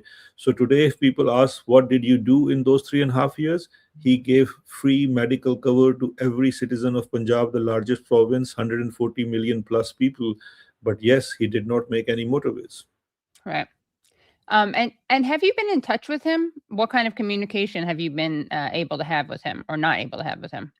Well, since he's in prison, I mean, his children don't get to speak. His sons don't get to speak for almost 6 months. So the last I heard was a day before he was arrested, and the last thing he said to me was to basically start your YouTube channel.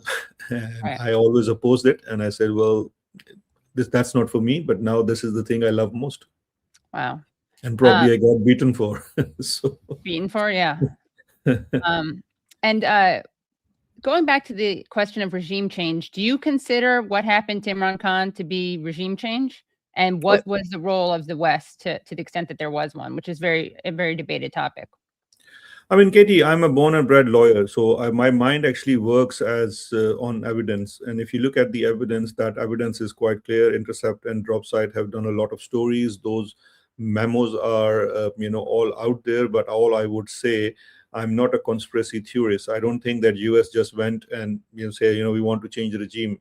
Honestly and very bluntly, I think US does not care about Pakistan that much, because in the broader world spectrum, Pakistan is a very small element, and the interest of US is elsewhere, not in that region that much. So there is no need to overplay our own importance. But how it worked was, it's pretty clear. The army chief of that time, General Wajwa, wanted to change the regime. He basically set up this whole system where he hired a bunch of lobbyists to lobby with people in the State Department and the White House, and to get their kind of a nod after really, pressing this fact to them that Imran Khan is some sort of Putin praiser, and he's siding with Russia and China, and of course, Imran did not have that sort of a personal relation with the U.S. side to to clarify all those things. And I think that what became the reason for the nod.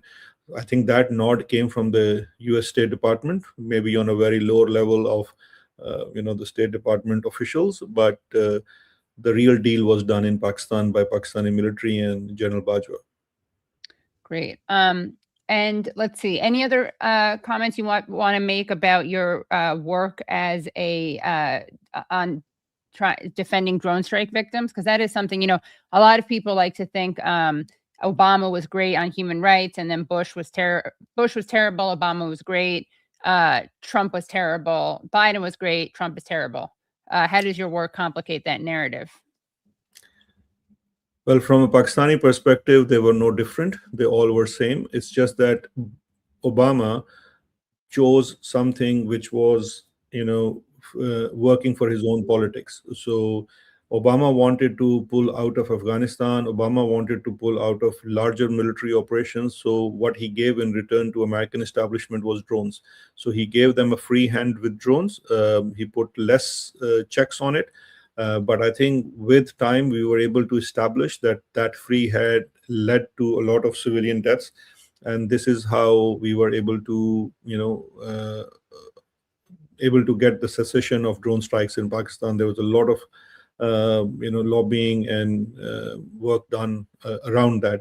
But overall, I think when it comes to, the concerns of people in the areas of Pakistan and Afghanistan, there was hardly any difference between, actually, in a way, Katie, I mean, coming to think of it, the military action at some time was better than the drone strikes, because drone strike was carried out by CIA, which comes under no rules and regulation, whereas the army action, there was a whole set of laws, and there was a whole set of, if there is a civilian harm, and how are you going to deal with the civilian harm. But in drone strikes, it was simply like collateral damage. No one cares, because that was all a gray area, because the whole drone affair back in the day, starting from 2008-9 till 2018, 17-18, it was all a gray area. CIA was operating this kill operation without any real law behind it. It was just a presidential executive order. Right. And there's that famous, where is that? I just was reminded of in one of Obama's like 10,000 memoirs, he talks about Rahm Emanuel and how he basically advised him like he had to kill people because he was seen as a liberal. Yeah, I mean, just imagine during his time, the internal memos used to call killing of these civilians as bug splat. So that was the reality. We did a report back in the day, and we called the report bug splat. Wow. Did you get to know Michael Ratner at all at CCR, or did he pass away before your time? No, I got to know him, and I worked with him as well. I learned a great deal from him, and he's one of the people who actually encouraged me most to do this work, because I actually accidentally got involved in this work, and then it was Michael Ratner who was great support in terms of CCR, and then Vince Warren, and then Clive Stafford Smith in Britain. So all these people were the one who actually taught me how to do it. Right. Yeah, that's he was a wonderful man. Yes, I mean, we spent some time in South Africa together, where we used to go for a retreat where all the human rights lawyers will gather. So there was some great learning from Michael Ratner. Also, speaking of jurists, I guess, there's been claims that there's been pressure in the against judges in Islamabad's High Court when it comes to Imran Khan. Can you elaborate on that? Well, Islamabad High Court, I think 6 judges are on record who had been coerced and directly blackmailed and threatened to decide against Imran. And those judges actually reached out to 3 different chief justices in Pakistan. One of those judges have been now thrown out by a fellow judge in a very controversial decision, because if you want to expel a judge from that position, it is a constitutionally protected position, and you can only do so through Supreme Judicial Council. But all that has been changed, and since 27th Amendment, there is no real High Court left or Supreme Court left with real judicial review power, because when you look at Pakistani constitution, how it was framed, it's a very good mix of the American system and the British parliamentary system, and we had a very strong judicial review, where the judiciary could actually review a lot of executive decisions if they were exceeding their constitutional mandate. But now that power has been taken away, and that's what the crux of this whole 27th Amendment is. The government actually has created a new court, which they call Federal Constitutional Court, but they don't get to decide anything. People cannot go there. So you as a citizen, if you're affected by any executive action, you cannot just go and challenge in the courts as you could in the past. So that whole scenario has been changed. I mean, Rao, forget about an ordinary citizen. Even a list of judges, senior judges, are now petitioners in the courts themselves, crying out for their own protection and saying that the military or the ISI is interfering in their judicial work, and no one is listening, because anyone who would listen will stand with them as petitioners, not or complainants. So that's the state of the affair in Pakistan, and it's just that because you see the force, the brute force. I think the term that is used by the Field Marshal himself in a lot of his public sermons is the brute force. And the brute force that he uses, be it against politicians, judges, journalists, ordinary citizen cannot stand against that. Because end of the day, if you're a politician, you're not a trained commando or an extremist. You're just a politician. All you can do is you can talk, you can convince people, you can contest elections or protest peacefully. There is nothing else that you can do. Right. And here we, by the way, have an Amnesty International report that came out quite recently, the 5th of December. The 5th of January. Pakistan 27th Constitutional Amendment attacks independence of judiciary. 27th Amendment to the Constitution poses a grave threat to the independence of the judiciary,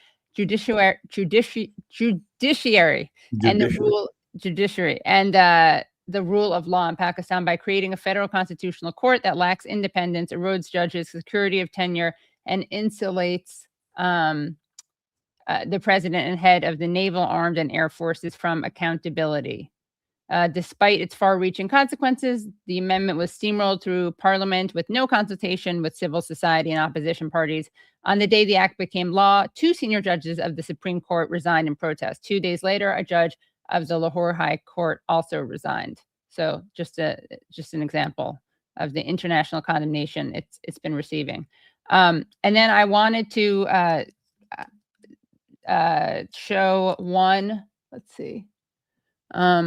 This is the Obama. I thought that Rahm Emanuel was involved in this. Maybe not. But he wrote in his. I'll find that part later, but that doesn't really matter. This is the more important part. Let me just share the screen here about what Obama had to say about the basically the drone strike or killing people at weddings, or the various ways that he killed people. This is from his novel, Freudian slip, his memoir, A Promised Land. So he said, in places, and let me just read what Business Insider said. So the first drone strike of Barack Obama's presidency occurred just 3 days after he was sworn into office. The strike would typify Obama's approach to counterterrorism. The Obama administration vastly expanded the U.S. drone program established under former President George W. Bush, using drones for surveillance and targeted killings. In his new book, A Promised Land, Obama reflected on the task of ordering such killings, stating that he, quote, took no joy, end quote, in doing so, Quote, in places like Yemen and Afghanistan, Pakistan and Iraq, the lives of millions of young men had been warped and stunted by desperation, ignorance, dreams of religious glory, the violence of their surroundings, or the schemes of older men. They were dangerous, these young men, often deliberately and casually cruel. Still, in the aggregate at least, I wanted somehow to save them, send them to school, give them a trade, drain them of the hate that had been filling their heads, Obama wrote. And yet the world they were part of and the machinery I commanded more often had me killing them instead. I mean, there you go. I mean, this is a quick fix, right? Um, so, Yep. I mean, just because I thought sitting thousands of miles away that these people, they're a bit dangerous. I mean, it's just simply, seeing from the sky, it looks something else to you. But if you do not have the context, that person might be doing something completely different. I mean, there's a great film. I actually often quote people, Minority Report, of Tom Cruise, which basically gives this idea of convicting people on just thoughts. Because someone has a DNA of criminal conduct, or in the future they were going to commit something. So these people are extracted in that film. It's a science fiction, but I think this is the drone experiment was that, because just few CIA analysts, based upon some thread of intelligence, half of which was actually purchased intelligence, bought intelligence that you paid for, so you do not know the quality of that intelligence. And mind you, that's none of that is evidence. Intelligence is very different from evidence. But the American president, a constitutional lawyer at one time, President Obama including, they all thought that is enough to just sign some kill warrants or death warrants of these people, because this is what they do. Because when they actually signed off on a kill, it's an execution. It's an execution where in Pakistan there were three people who were signing off. One was the American ambassador, second was the CIA station chief, and the third person was the CIA's legal officer or legal attaché or whoever it was. But these three people actually used to act as judge, jury, and executioner. And then in the end it would be some CIA man or some young pilot who is sitting far remote in the US, who's just pushing a button with a joystick in his hand. But you do not know. And there's a lot of work that has been done now, how eye in the sky sort of a situation where you see something from the sky, whereas the real context of that is completely different. Right. And I did find the Rahm Emanuel quote that I was referring to. And I think it's significant because it reveals kind of Obama's transactional politics, despite all the praise he gets. In excerpts carried by Business Insider, Obama claimed that his first chief of staff, Rahm Emanuel, was obsessed with keeping track of a list of terrorist targets. Emanuel had, quote, spent enough time in Washington to know that his new liberal president couldn't afford to look soft on terrorism. So there you have it. He kind of blames Rahm Emanuel, but also accepts his framing that it was the right thing to do because he just couldn't politically afford to look soft on terrorism. But Katie, one thing I must add here is that I do not disagree that they might have kept a list of all the terrorist targets, they actually killed in these strikes. But unfortunately, they did not care about the civilians which were killed along with, because when we did this study with Stanford University and Columbia, and I think it was NYU as well, one thing that came out of that study was that even when we were gathering how the drone strikes get to be reported in the media, be it international or the local media, killing a militant target was a big news. Killing of civilian was not. It would just go somewhere in the fourth or fifth page of the newspaper, because 5 civilians get killed, tough luck. 1 military target killed, front page news. So of course they were keeping a tab of all the terrorists killed, but they missed out on thousands of civilians that were killed along with, which may have created hundreds of thousands of more militants because their loved one were not given justice. Right. Yeah. And that's really important. And of course, we see that with Israel also. Like, there's no keeping track of civilian killings, and everyone's a terrorist according to Israel. There's tons. They always talk about when they kill a militant or a terrorist. They prefer that term. And so that's something that we see over there as well. Yeah, that's the unfortunate reality of the world that we live in. Yeah. It certainly is. And I want to thank you so much. A fortunate thing is that you came onto the show, and very fortunate to have you and your show. And we will also put a link to your YouTube show. And please do come back, because your analysis is so insightful and astute. Really appreciate it. Thank you, Katie, and you're welcome to invite me anytime. Okay, great. Thank you. Have Thank a you. great night. Okay, we are going to keep the show going, but we're going to take a little break, and Brad is going to read the super chats.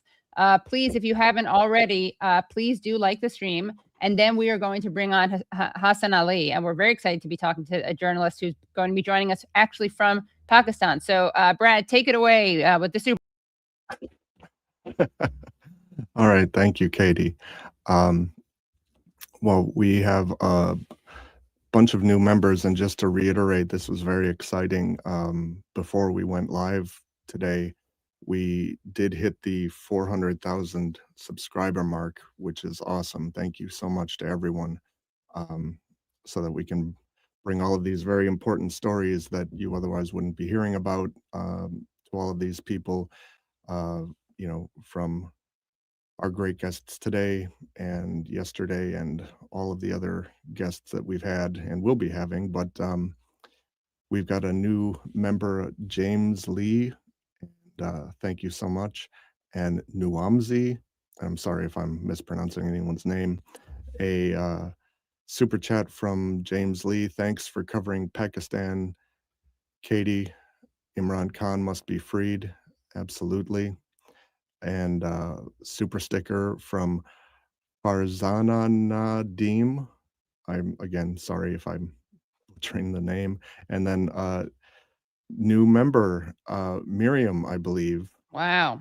Thank you Yeah. so much, Miriam. Miriam, yeah. She was wonderful. Yeah. And as- don't think that was a condition of her joining. I did not make her become a member to have her on. Yeah. And also Shahzad, such a knowledgeable, eloquent person, and what he and his family have been going through as well. Yeah, just bravery, and yeah, I can't express enough my appreciation, and I could listen to him for quite some time. Yeah, he's an excellent speaker. Yeah. We are waiting. Our next guest needs a few minutes, so we can also read some other relevant chats. Or, what we can do is, I want to look for a little bit of a. I feel like, what's something that we should do is show some Imran Khan, because to kind of familiarize people with him. Let's see if we have anything. The problem is, often you click. Well, not the problem is, for me, I don't speak Urdu, so sometimes it's hard to find things in English.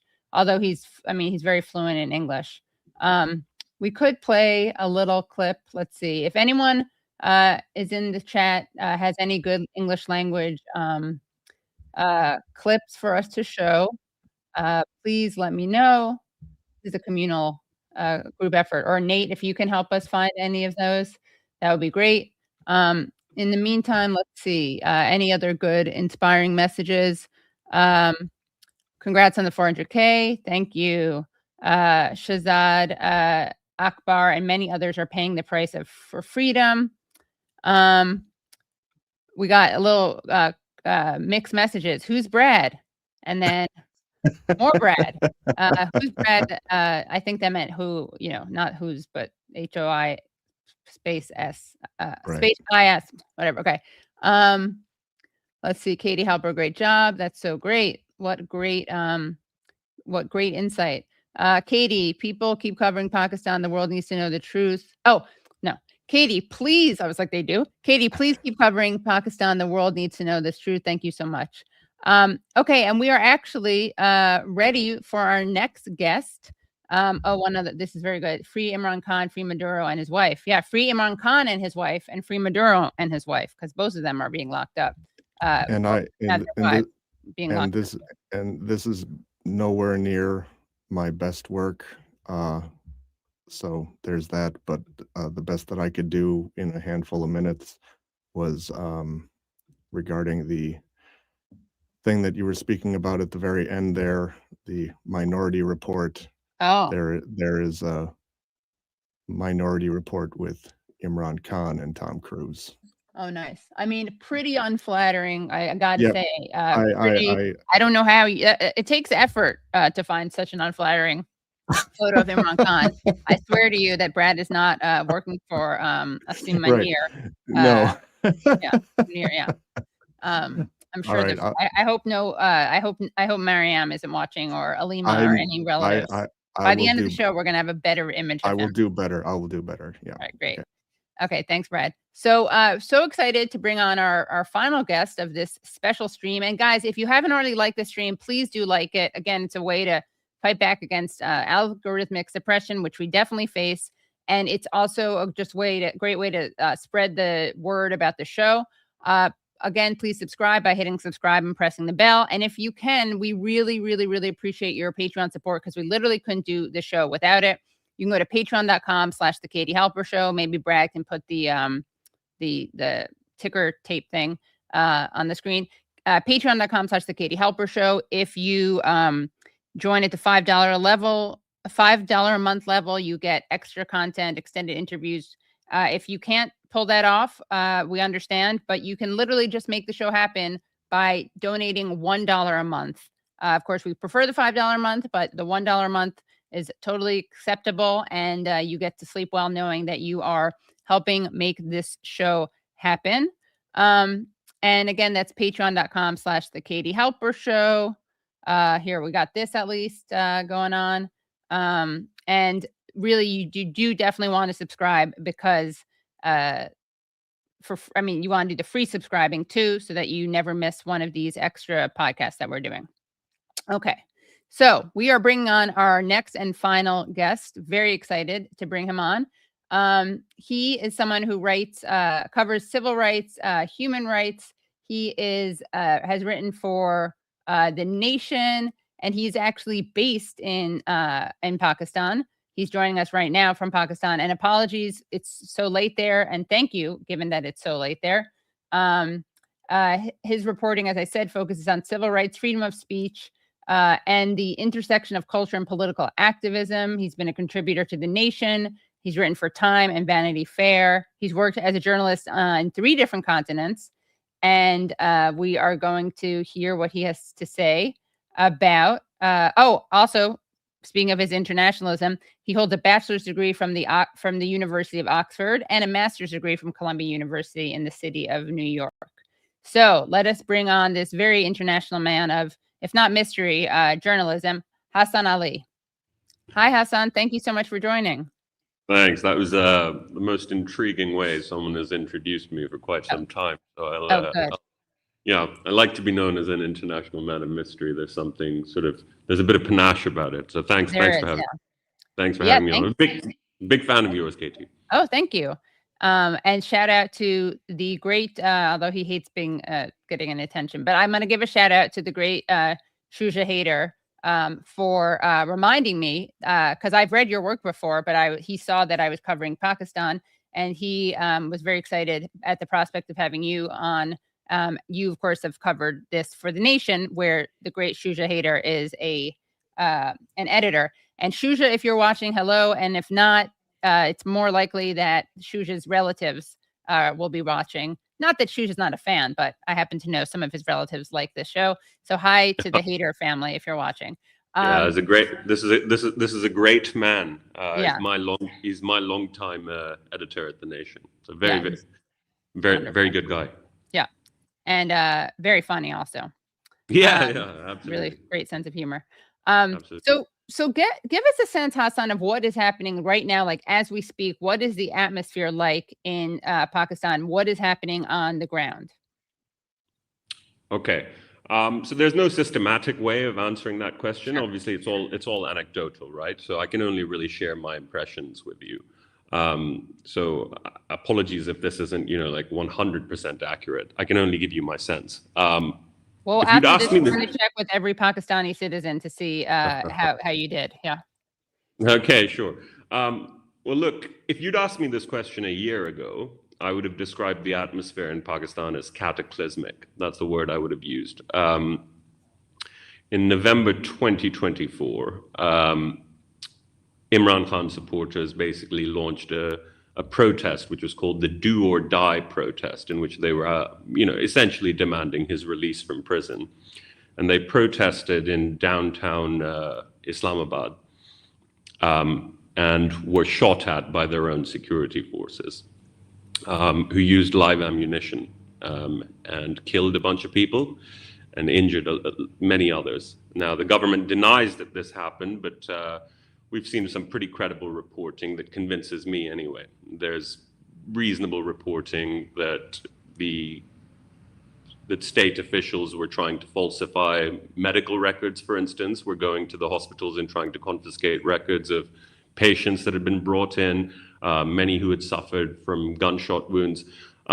So this was the atmosphere about 13, 14 months ago, right? Just about as bad as it can get. But something changed. Something changed on the ground, which is that in May, there was a terrorist attack in Indian-occupied or Indian-administered Kashmir, and the Modi government in India decided to blame Pakistan without providing robust enough evidence. Okay, so I don't know who is behind that terrorist attack, but the evidence that the Modi government provided that it was Pakistan was flimsy at best. That's all I'll say about that. Okay, now what essentially happened was that the Indian government entered what's called a commitment trap, as in, by blaming Pakistan, they created a media frenzy in which, they had to then militarily respond, okay? And analysts in India, really credible analysts in India, were saying things like, this is a great time to attack Pakistan because a vast chasm has opened up between the military establishment and the public, because Imran Khan has been treated appallingly and the people are not happy about it. So this is the best time to attack Pakistan. And Modi did. This was a catastrophic misreading of the Pakistani national ethos and of Pakistani identity. It was the dumbest thing you could have done, okay? Because the contract that the Pakistan army has always had with the people of Pakistan is essentially this. We are the only institution that's standing between you and annexation by your Indian neighbors, okay? We're the ones who are protecting you, and these guys, if they had their own way and if it wasn't for us, would run over you. And what essentially happened was the Indians attacked Pakistan. They attacked a number of cities in Pakistan, killed at least 30 civilians, and Pakistan responded in a way that surprised the Indians, okay? Pakistan essentially, don't take my word for it, experts who cover this, like independent experts say that Pakistan emerged from that conflict victorious. That gave the Pakistan army a credibility boost. So you see how that works, right? You've got this really, really unpopular institution, and it's basically been given like a present dropped into its lap. That's essentially what happened. So from then on, I think you had Dr. Mohit Pirzada on your program. He was talking about how the protest movement or the agitation movement in support of Imran Khan has sort of dwindled. Like the numbers behind it are not as big as there used to be. And so we have this strange situation on the ground right now where Imran Khan is the most popular politician in the country. If there were an election right now, and a free and fair election, I have to add, he would win it. I'm absolutely convinced. But the agitation movement against the state has lost a lot of steam because essentially the military has been able to consolidate power because of how they were able to respond to the Indian attack in May. And best evidence for this is that the chief of Pakistan's army, Asim Munir, was able to become a field marshal. He was a general before, so he was elevated to field marshal, and he's now also become the chief of defense forces. So, so in other words, after the latest constitutional amendment, he now no longer only controls the army. He also controls the Air Force and the Navy. So he's gotten a boost. Pakistan has sort of stabilized on the ground, and the Khan agitation movement has lost some of its steam, would be my assessment of things. But this is anecdotal, right? You know, like, I mean, I can't give you a systematic answer, because obviously it's just what I'm watching on the ground. But that would be my answer. Okay. I also want to ask you about the protest movements the protests that you covered and actually were attacked at. Can you tell us about that? Yeah, so this happened on May the 9th, 2023. So this was a year and a month after Imran Khan had been removed from office in a vote of no confidence, which, by the way, you know, like my reporting indicates, was completely backed by the then Chief of Army Staff, General Qamar Javed Bajwa. What had essentially happened was Imran Khan, when he left office, he went on this large-scale speaking tour. So he went around the nation, essentially accusing the military of engineering his ouster in conjunction with the American intelligence community. He also, in this time, he was also shot at one of his rallies, and he blamed an army officer for being behind an assassination attempt on him. The police went to arrest him at his house in connection with the Al-Qadir Trust case, which you've just spoken about with Barrister Akbar. And Imran Khan's supporters basically formed like a wall between him and law enforcement, essentially didn't allow him to be arrested, right? So what happened was, there was one occasion, on May 9, 2023, Imran Khan had gone for a hearing at the Islamabad High Court, and he was essentially picked up by the Pakistan Rangers, which is a paramilitary force that is under the control of the army. Okay, and what happened right after that was that protesters and Imran Khan supporters came out onto the streets. Some of these protests were violent, okay? Not all of them, of course, but some of them were violent. I can only tell you what I saw with my own eyes. I went to cover the protests. The protesters attacked a number of military installations in the country, one of which was the command center of the Pakistan Army, just called General Headquarters. Now, by the time I arrived there, it was about 7 o'clock in the evening. Bear in mind, all the roads were blocked, right? So you had to really get there on foot. By the time I arrived there, what I saw was the police were shelling, as in using tear gas to disperse the protesters, and Imran Khan supporters were throwing bricks and stones and other forms of debris towards law enforcement. So that's what I saw. But I was only there for something like 5 or 6 minutes before I was picked up, right? And they were not picking me up because I was a journalist. Frankly, they didn't give a damn. Actually, you know, I mean, these were not particularly sophisticated people, but, you know, they were not picking me up because they thought I was a journalist, I don't think. Okay. I think what they thought was, the guy who beat me up, who started beating me up, accused me of sort of chanting slogans in support of Imran Khan, as if that's a crime, you know, like, you're right. And so what they basically did was, you know, like, they started beating me up and threw me into a Jeep along with 7 other people, all of whom were actually PTI protesters. And so they beat us up, you know, using sticks and metal rods, you know, like, they beat us up outside on the road, on the street, as it were. And then they chucked us into a police Jeep and beat us up all the way, you know, from there, you know, like, while we were driving. None of us really knew where we were going. In fact, they told us to sit on the ground as opposed to on the actual seat. So we were on the floor. So they beat us up all the way to the police station. And this is what's really nefarious about what happened. When you get arrested, I mean, it's never happened to me, so I can only assume, but, you know, when you get arrested, typically what is supposed to happen is you get charged with a crime and put in jail, right?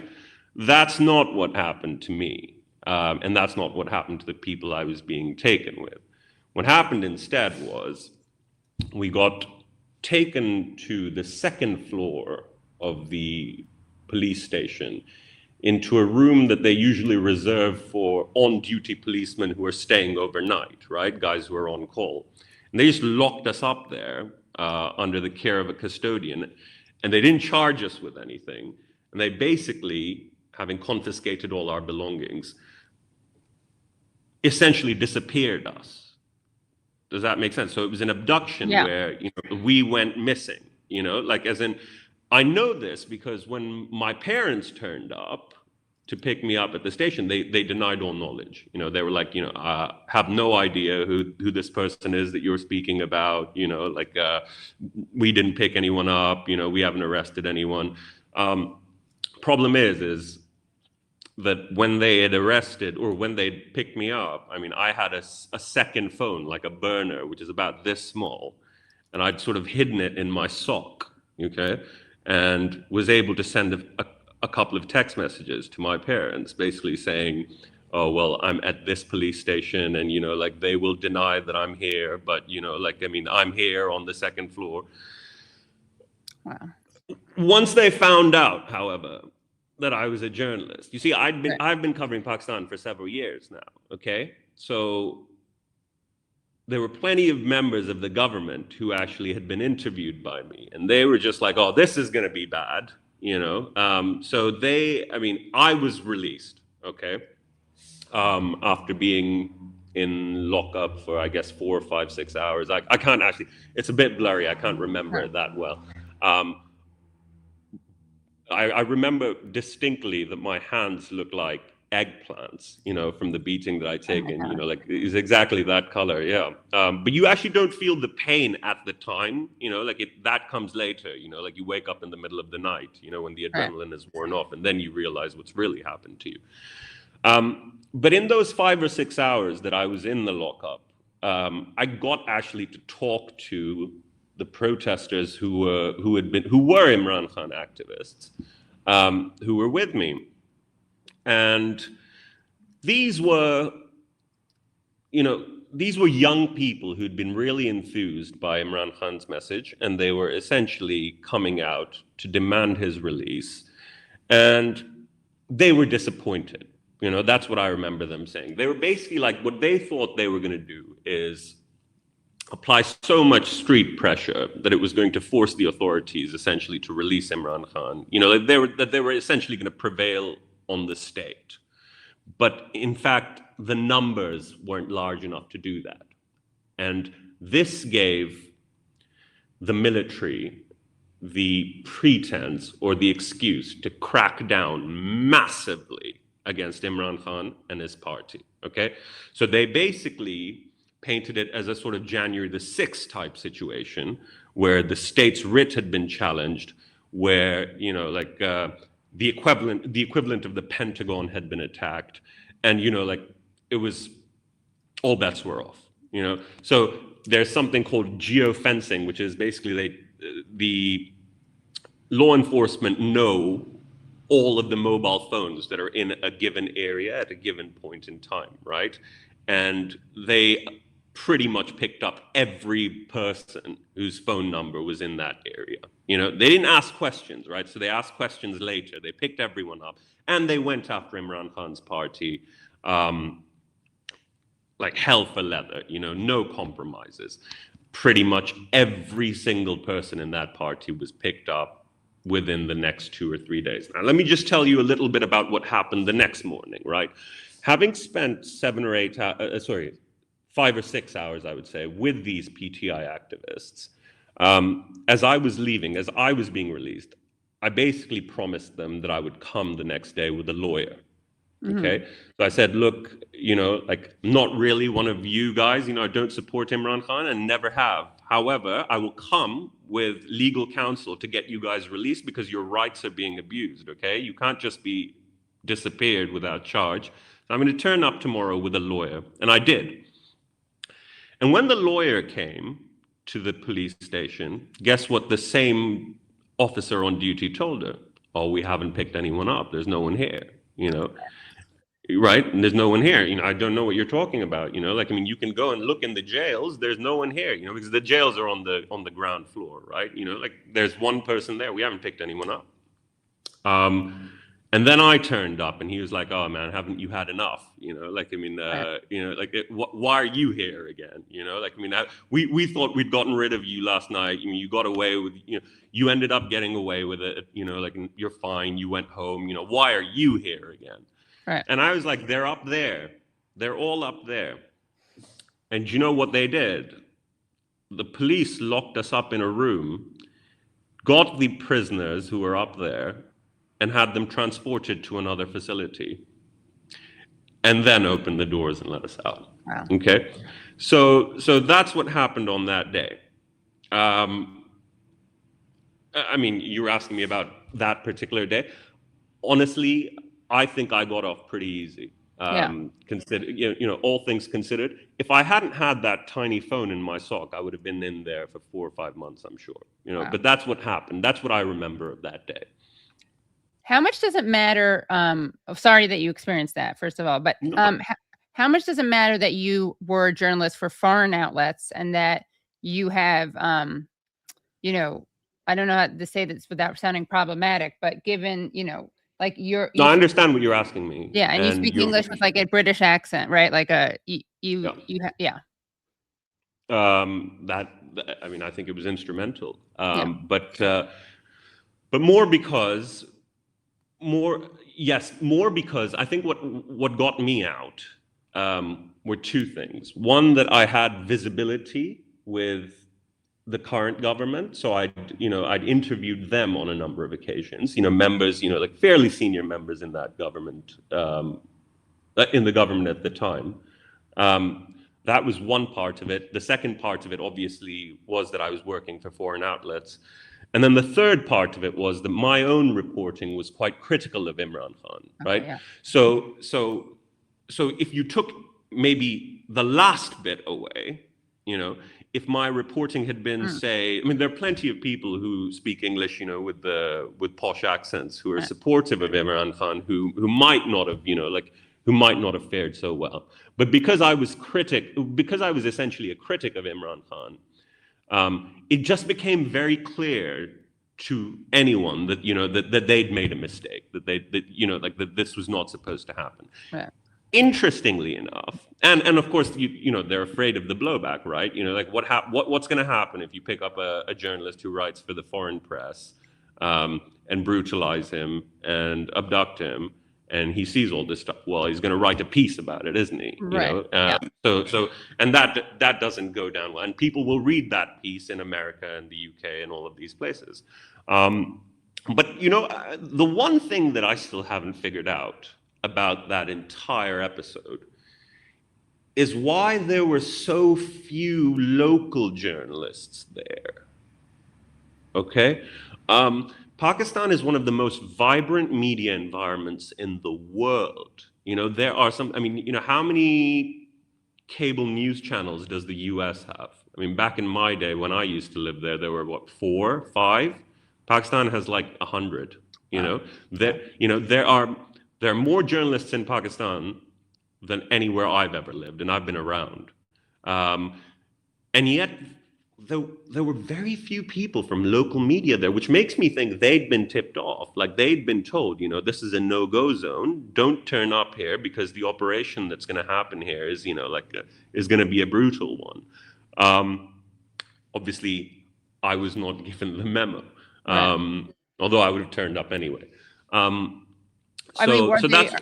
Are they also just afraid? I mean, could they predict the repression? In other words, even with that, I'm not challenging what you said, but is there something to that possibility also, that they just knew that there would be a crackdown?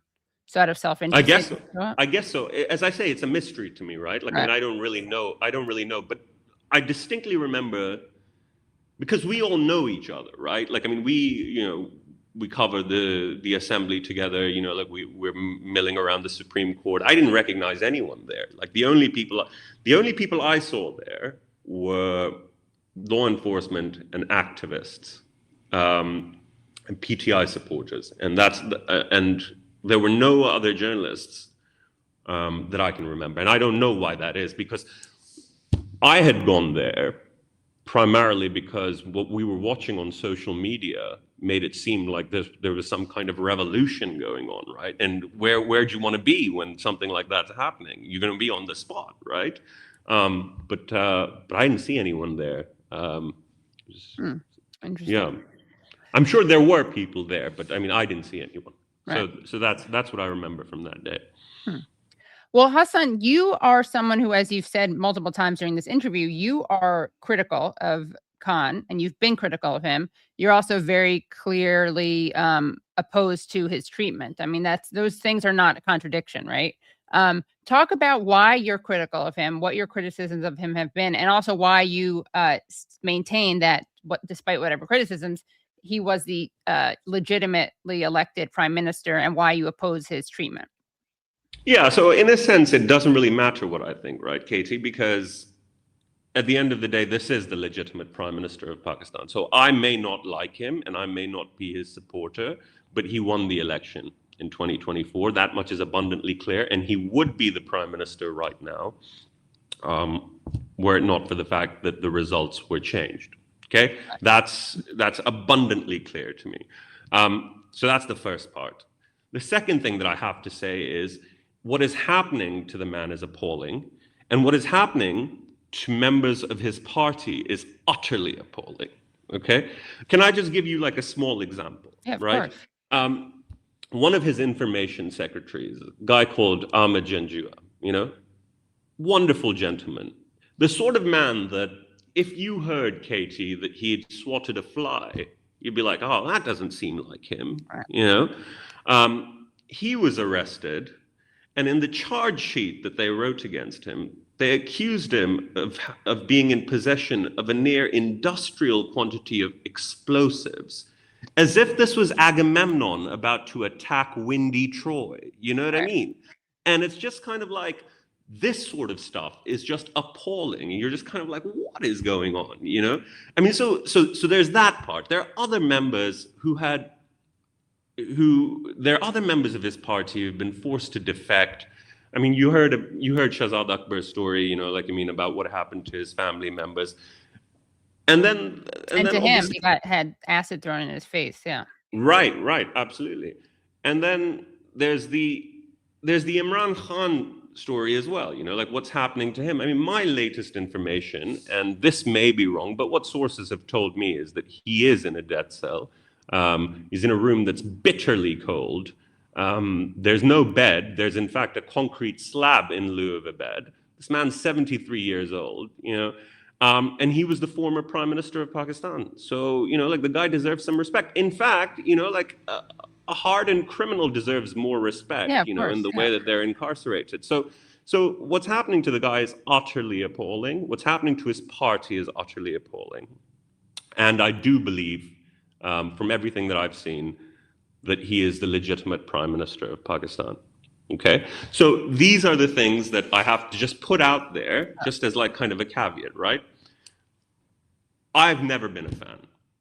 Okay, and I've not been a fan of Imran Khan or his movement, because to me, it's A, it's messianic, and B, it's ahistorical. So, his supporters want you to believe that what is happening right now is somehow outside of history, that it's unprecedented. And when people have that kind of analysis, what they essentially conclude is that Pakistan's problems are personnel problems, not system problems. In other words, that if you could just take the current dispensation out and put Imran Khan and his supporters in there, everything would be fine.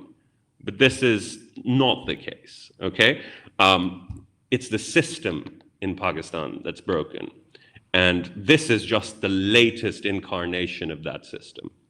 Let me lay it out for you. Let me just tell you a little bit about my own personal history, okay?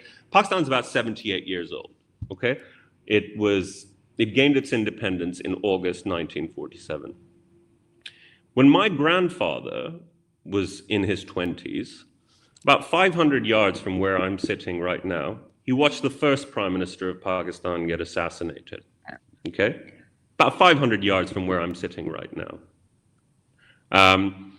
The person who was conducting an inquiry into it died mysteriously in a plane crash, and all his papers also got incinerated. So we never found out who did it. We never really found out what happened, okay? When my mother was in her 20s, she saw she heard that the first populist prime minister of this country had been hanged for a crime he probably didn't commit, okay? One of the justices who condemned him to death admitted on record that he'd issued the judgment because of pressure from the military establishment. When I was 17 years old, I was sitting right here from where I'm speaking to you, and there was this massive flash of orange light, and all the windows in my house shattered, smashed to smithereens. And what had happened was that the first female prime minister of Pakistan had been murdered on my doorstep. There were bits of brain and human fingers on my front lawn, okay? Benazir Bhutto you're talking about. That's right, yeah. She died about 500 yards from where I'm sitting right now. People were jumping, they were hurtling my wall, and there were injured people, like really, injured people there. I mean, my parents are physicians, so they went and, sort of treated them. But on my front lawn, there were human fingers and bits of brain. I remember that as a 17-year-old, okay? The last 4 prime ministers of Pakistan, including Imran Khan, have all gone to prison. The last 4, okay? The guy who's currently prime minister went to jail a couple of times. Imran Khan is in jail as we speak. The guy who preceded Imran Khan, a guy called Shahzad Akbar, went to jail twice. And the guy who preceded Shahzad Akbar, Nawaz Sharif, went to jail a couple of times.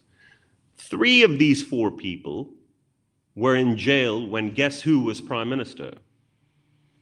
Imran Khan. What did he say about it? Not very far from where you are right now, he addressed a convention of overseas Pakistanis. And he took credit for it. He gloated about it.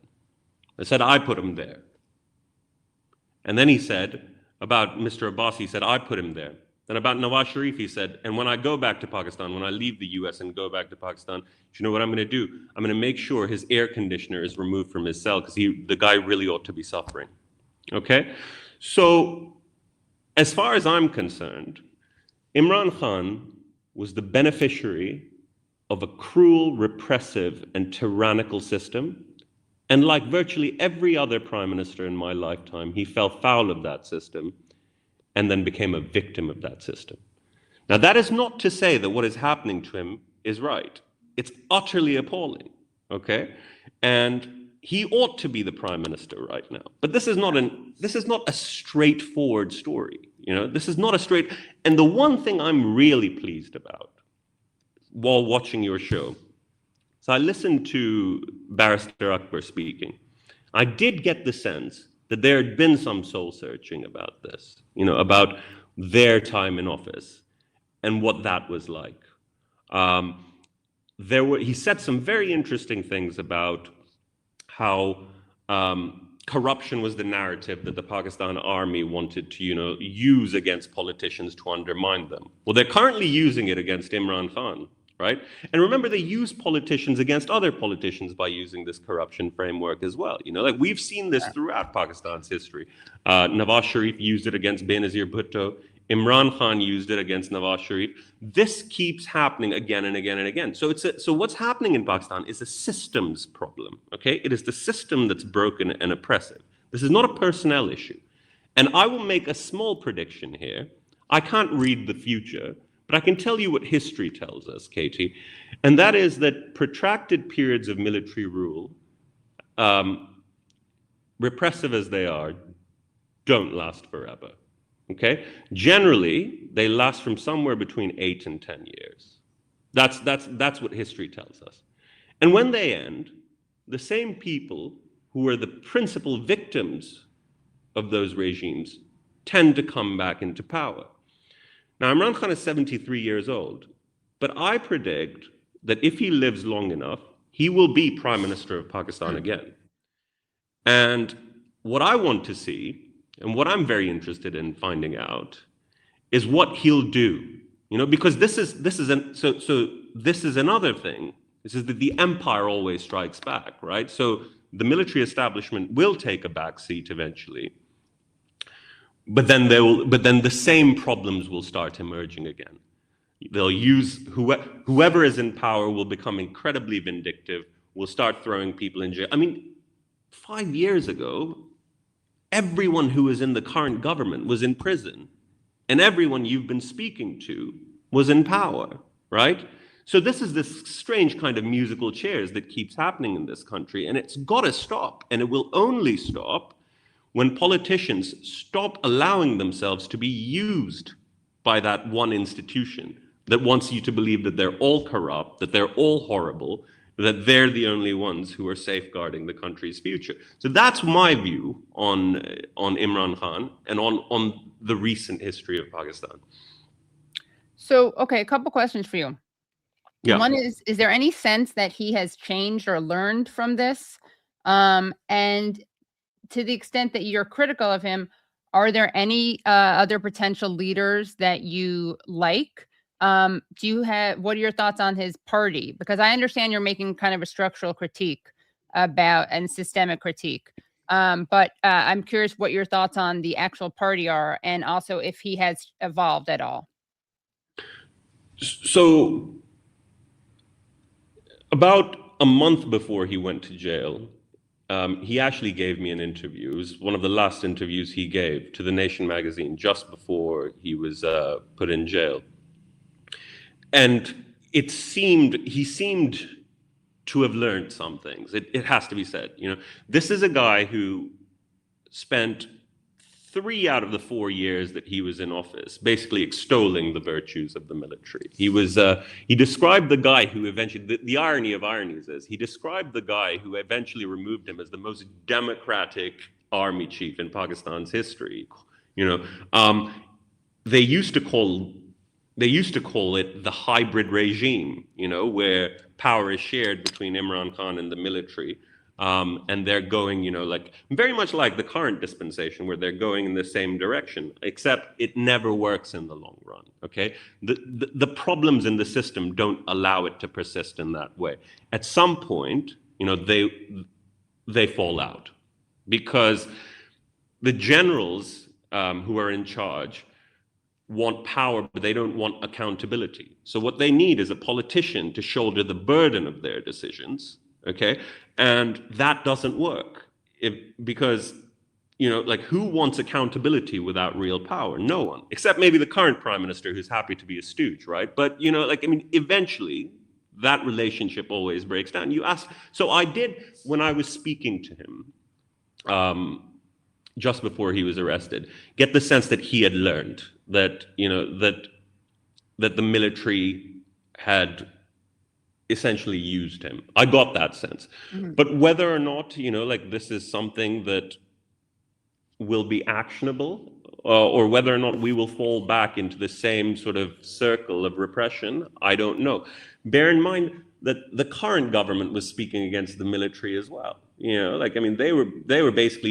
They were accusing the military of having brought Imran Khan into power. Today, Nawaz Sharif gave this massive speech in Gujranwala, where he basically accused the chief of the army staff and the head of the ISI of undermining democracy.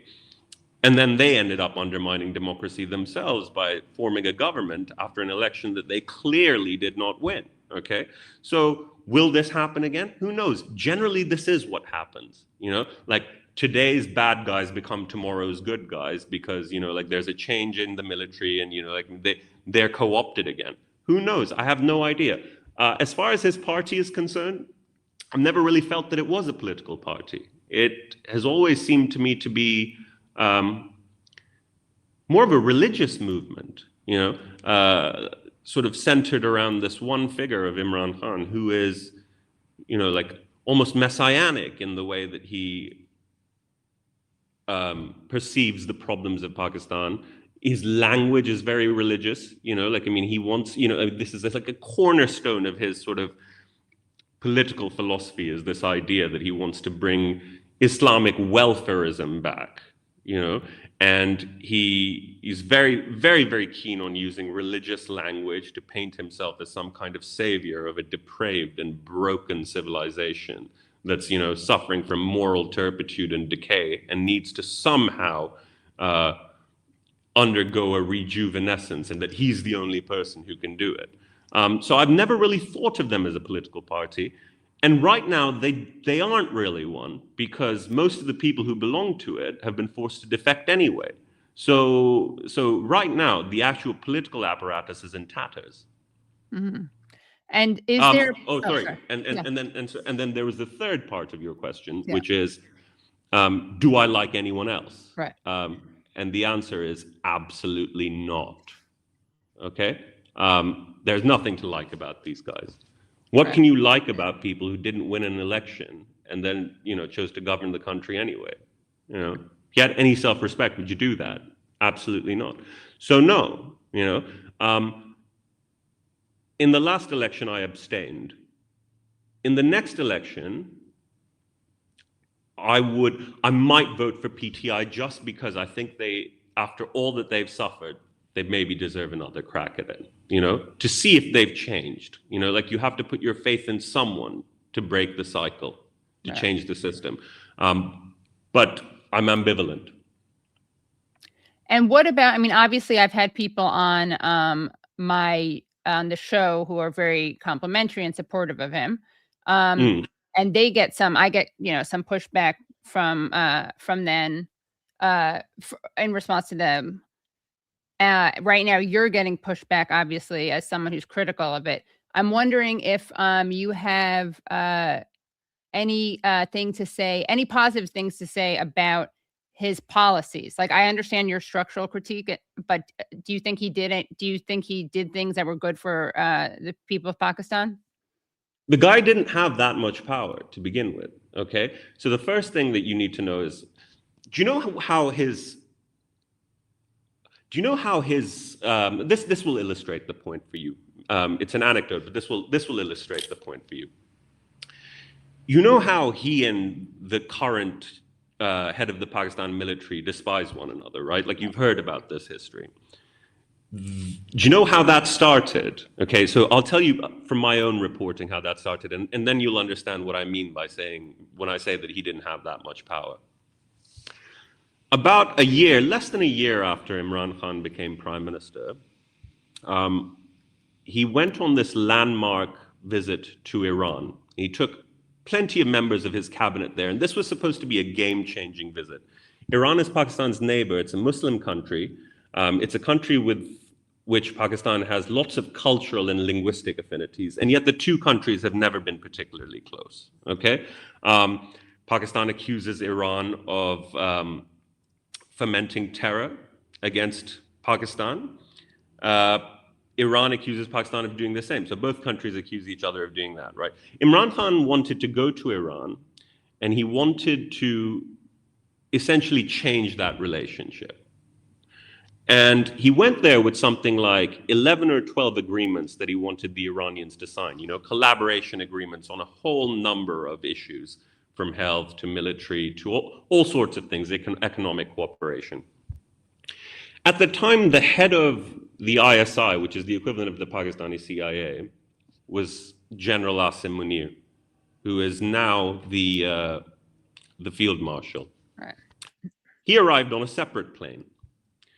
And over the course of the 2-day visit, Imran Khan became convinced that Asim Munir was trying to scuttle the visit, that he was trying to ensure that all of these agreements that he wanted as the Prime Minister of Pakistan to institute would get scuttled because it wasn't in Pakistan's interest, according to the military, who have always held foreign policy like this in the grip of their hands. Okay?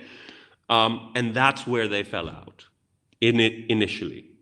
So that's what I'm saying, like, the military economically also tries to dominate the arena. I mean, Imran Khan's finance minister was removed and replaced by a military guy.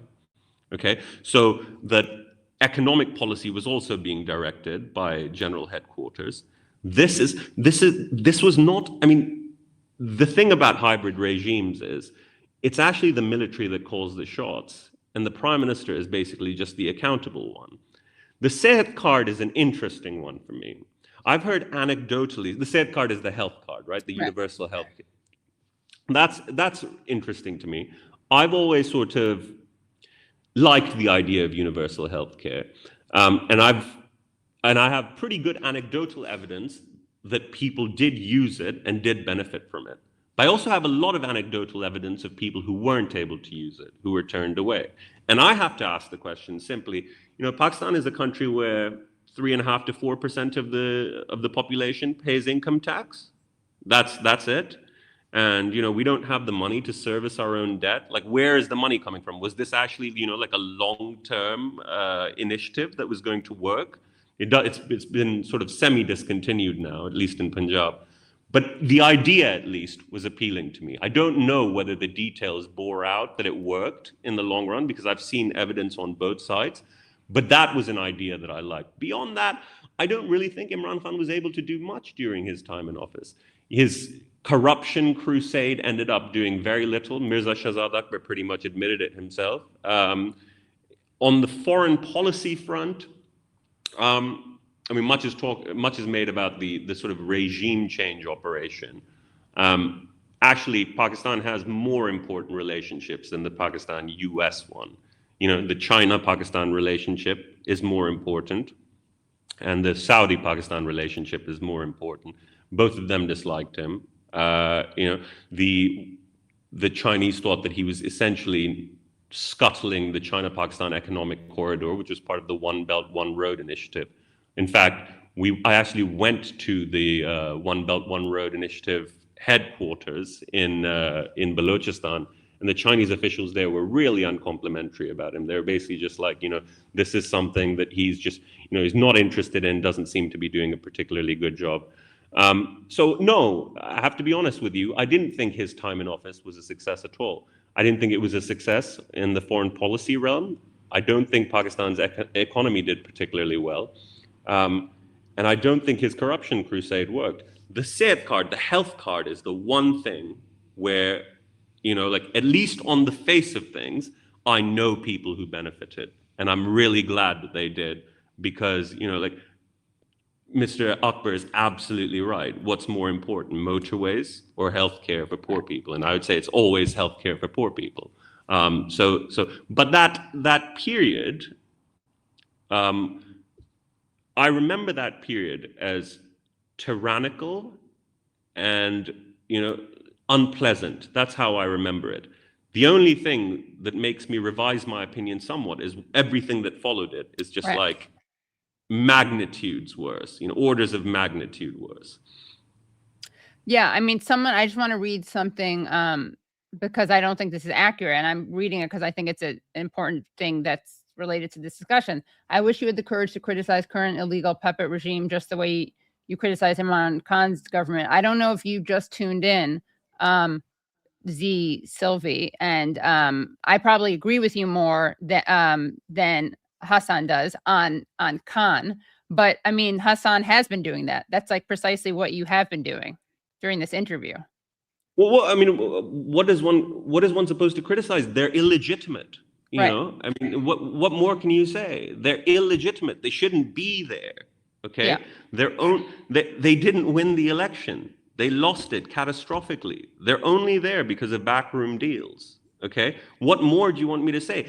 Even every good thing that they do is illegitimate, as far as I'm concerned, because they shouldn't be there. Right. Okay, and you've already spoken for an hour and a half with other people who have criticized them at length and very fairly, by the way. You know, like the constitutional amendment, absolute joke. You know, I mean, what more do you want me to say? They're illegitimate. They shouldn't be there. That I think that basically just sums it up. Yeah.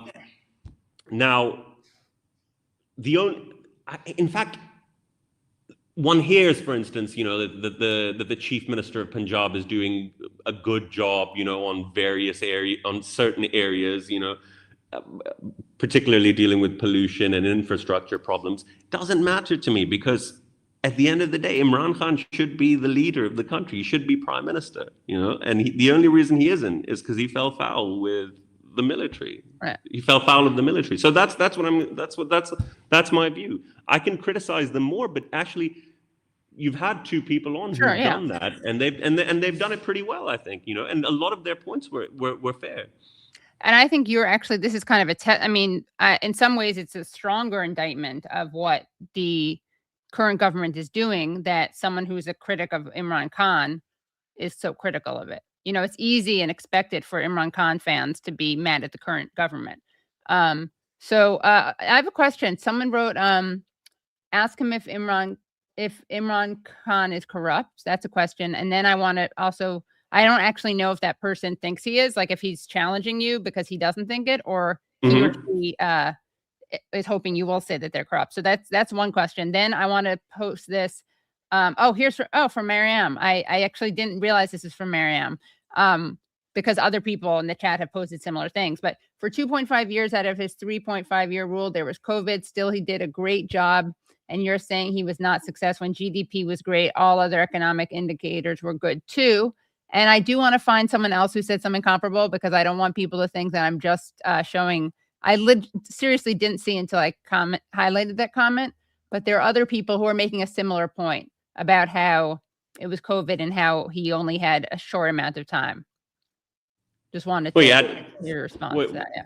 Well, we had longer than most prime ministers in Pakistan, than most prime ministers in Pakistan get. But you're happy, his supporters are really happy to criticize the other ones.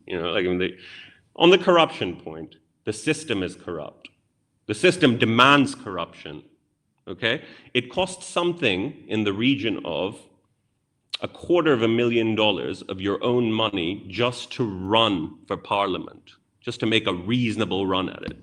So if Barack Obama or Bill Clinton were Pakistanis, they would never be in politics. The system demands corruption. As far as the actual allegation, I'm not interested in the corruption argument, to be honest, because I know who wants you to think that all the politicians are corrupt. And I've always seen this. Do I think that Imran Khan is corrupt? I really don't know, and I don't care, because at the end of the day, that's not why he's in jail. Right. If it was his corruption that put him there, I can name 300 other people who ought to be there as well. That is not. No one cares about corruption. As far as people don't go to. No, I don't mean no one. I mean no one in power right now cares about corruption. That's not why people go to jail. That's not why they get repressed. But the system demands corruption. This much I'll tell you as well. The only people who can become politicians in Pakistan are people who come from generational wealth, or people who use other people's money and then later become beholden to them. Right. Or people who somehow raise that money, enter politics, and then have to make it back. That's a story. And what did you say about, I think I missed your point about Clinton and Obama? That if they were Pakistanis, they would not be able to enter politics because they wouldn't have the money that they would need to use themselves.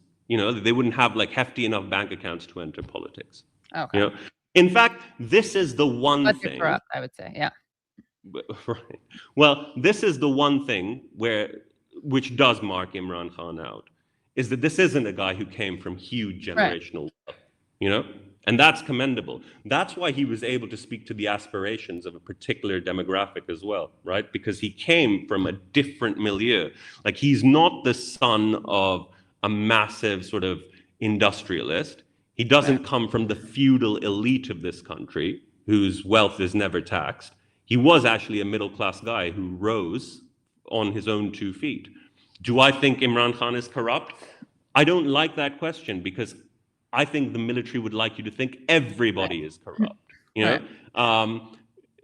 It's a foolish question to even engage with, because that's not the reason. I mean, as soon as you start getting into it, and this is why a lot of Imran Khan supporters, they made a big mistake, because they made that their entire crusade when they were essentially playing into the hands of the institution that wants to use that for its own benefits, as Barrister Akbar explained to you himself, in a very, very compelling way, much more compelling than mine.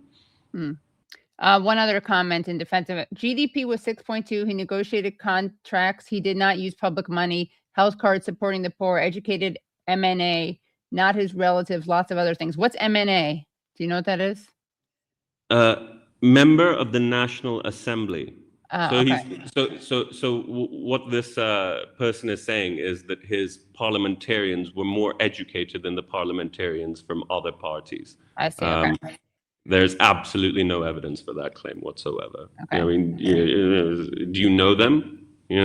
Like lots of them jumped from one party to another. And then they defected as soon as he was put in jail, and they went on, and they were put under pressure. But this is the thing. But this is the point, right? You can't even criticize the guy without his supporters like sort of jumping on your back. You have to have like a better sense of history and understand his place. This is a guy who essentially was a beneficiary of the exact system that is now making him a victim. He wouldn't even have become prime minister in 2018 if the ISI hadn't helped him get there. Okay, that is, demonstrable. The army chief who went actually admitted it. He actually perjured himself when he basically said, General Bajo basically admitted it. He was like, yeah, we helped this guy. We brought him into power. But yeah, so that's my view on Imran Khan. And people in the audience, you should be okay with this, because two things. One is Hasan is making not to be so ideologically transparent on my part, but whatever. Everyone knows, I like to show both sides, but I think I make it clear that they're kind of two issues. And actually, I think the left faces this problem a lot. And we talked about this, Hasan, before you came on, which is like, how do you, I don't want to focus on Maduro's flaws right now, right? Because that's being done to him. So I feel a similar tension with this. Although I think I'm generally, like, all things being equal, I probably am less critical of him than you are anyway. But you asked the question, right, Katie? You asked the question, and I really do want to, I really do want people to just think about this for a second. What was Imran Khan doing when 3 prime ministers were in jail? What was he doing? Was he speaking out against the system? I bet he would now. I hope he would now. Right. Mm-hmm. But at the time he was reveling in it. Right. He was reveling in it. He was gloating about it. Yeah. Yeah. And this is before. Yeah. This is before. Well, I'll send you the link. Yeah. I don't. I'm just saying I didn't. I was saying and then I realized I didn't know that, but I believe you. And I'm also not chastising people in the comments. Maryam said we are okay with Hasan's comments. But we have to answer where we feel he's wrong, which is totally fine. That's totally fine. Yeah. That's totally fine. By the way. Yeah. Yeah. No, go on.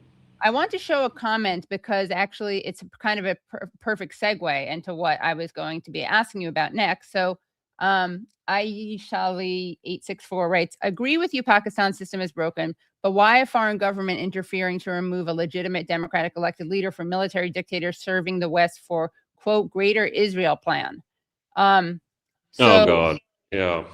I wanted to ask you about the relationship between Pakistan and Israel, and to kind of pivot. I also have a tweet from let's see, where is this? I have a tweet from Modi, speaking of Israel. Hold on one second. Where is that Modi tweet that I just had? Okay, here it is. Okay, so earlier today, Modi posted the following.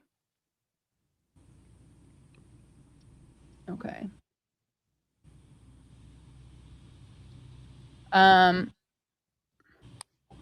Okay.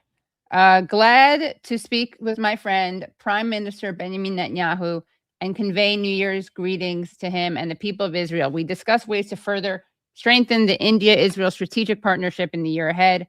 We also exchanged views on the regional situation, reaffirmed our shared resolve to fight terrorism with greater determination at Netanyahu. So then he tags him. So I wanted to know what the relationship between Pakistan and Israel is like. And if there's a new relationship, especially within the last year, between Pakistan and Israel. I don't know. Honestly, okay. I don't know. I'll just tell you. I'll just tell you what I've seen. when members of the public have protested and when politicians have protested against Israel, it hasn't gone down particularly well with the state. And yet, Israel is just about the most unpopular country that in the world as far as Pakistanis are concerned. Imran Khan's interesting on Israel, because you will have read the Epstein emails, right? In which are you aware of this? Where Epstein basically called him a danger. Yeah, we covered this before with I think it was with Moeed Pirzada. I think that we definitely covered it. Yeah. Yeah, so there's a great deal of confusion about that relationship too, because two of the main sort of newspapers in Israel published opinion editorials, basically saying something along the lines of Imran Khan is the big hope for the Pakistan-Israel relationship. That he could be a sort of a game changer, and yet Epstein definitely didn't think so. So I'm not particularly clear on what the Pakistan sort of Israel relationship is. I do know that there was some talk. I mean, Marco Rubio and the State Department talked about Pakistan potentially taking part in a Gaza stabilization force. And that seems like a non-starter to me. Is this part of, the Pakistan-US rapprochement? Like, is this on the table? Like, I would like to think that it isn't, but I don't know. Maybe it certainly wouldn't go down well with the public. There isn't much of a relationship between Pakistan and Israel, at least on the face of things. And if it exists, I don't have enough information on it, to be honest. Got it. Are you working on any other stories? And if so, what are they? Well, I mean, don't know if I can tell you about them right now, but yeah, I'm interested. I'll tell you what I'm interested in is the blasphemy business gang in Pakistan, right? Essentially people who trap other people and extort them by sort of claiming that they blasphemed the prophet or made, sort of derogatory remarks about religion. That I'm interested in, and I'm sort of looking into that at the moment. So that's incidentally, actually, no, I probably shouldn't say this because no, I'll let that one pass. I was going to talk. Did you were speaking about the Economist article, weren't you, earlier?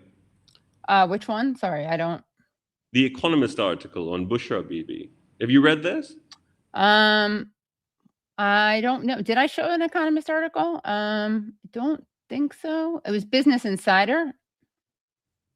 Oh, no. I thought you were speaking about The Economist. Have you heard about The Economist article? The Economist published a piece in which it basically alleged that Imran Khan had convinced himself that Bushra Bibi was essentially a clairvoyant who could read into the future, and that he was taking decisions based on this while he was in office. It was based on her prophetic visions. Have you read that article? Yes, I read an analysis of it. Yeah. What did you make of that claim? Well, I don't know. That's actually why I asked her. I asked her sister about it. Sounds like misogynistic bullshit, doesn't it? That's what I assumed. Yeah. Right. Yeah. And yet the claims that come out of it come from PTI.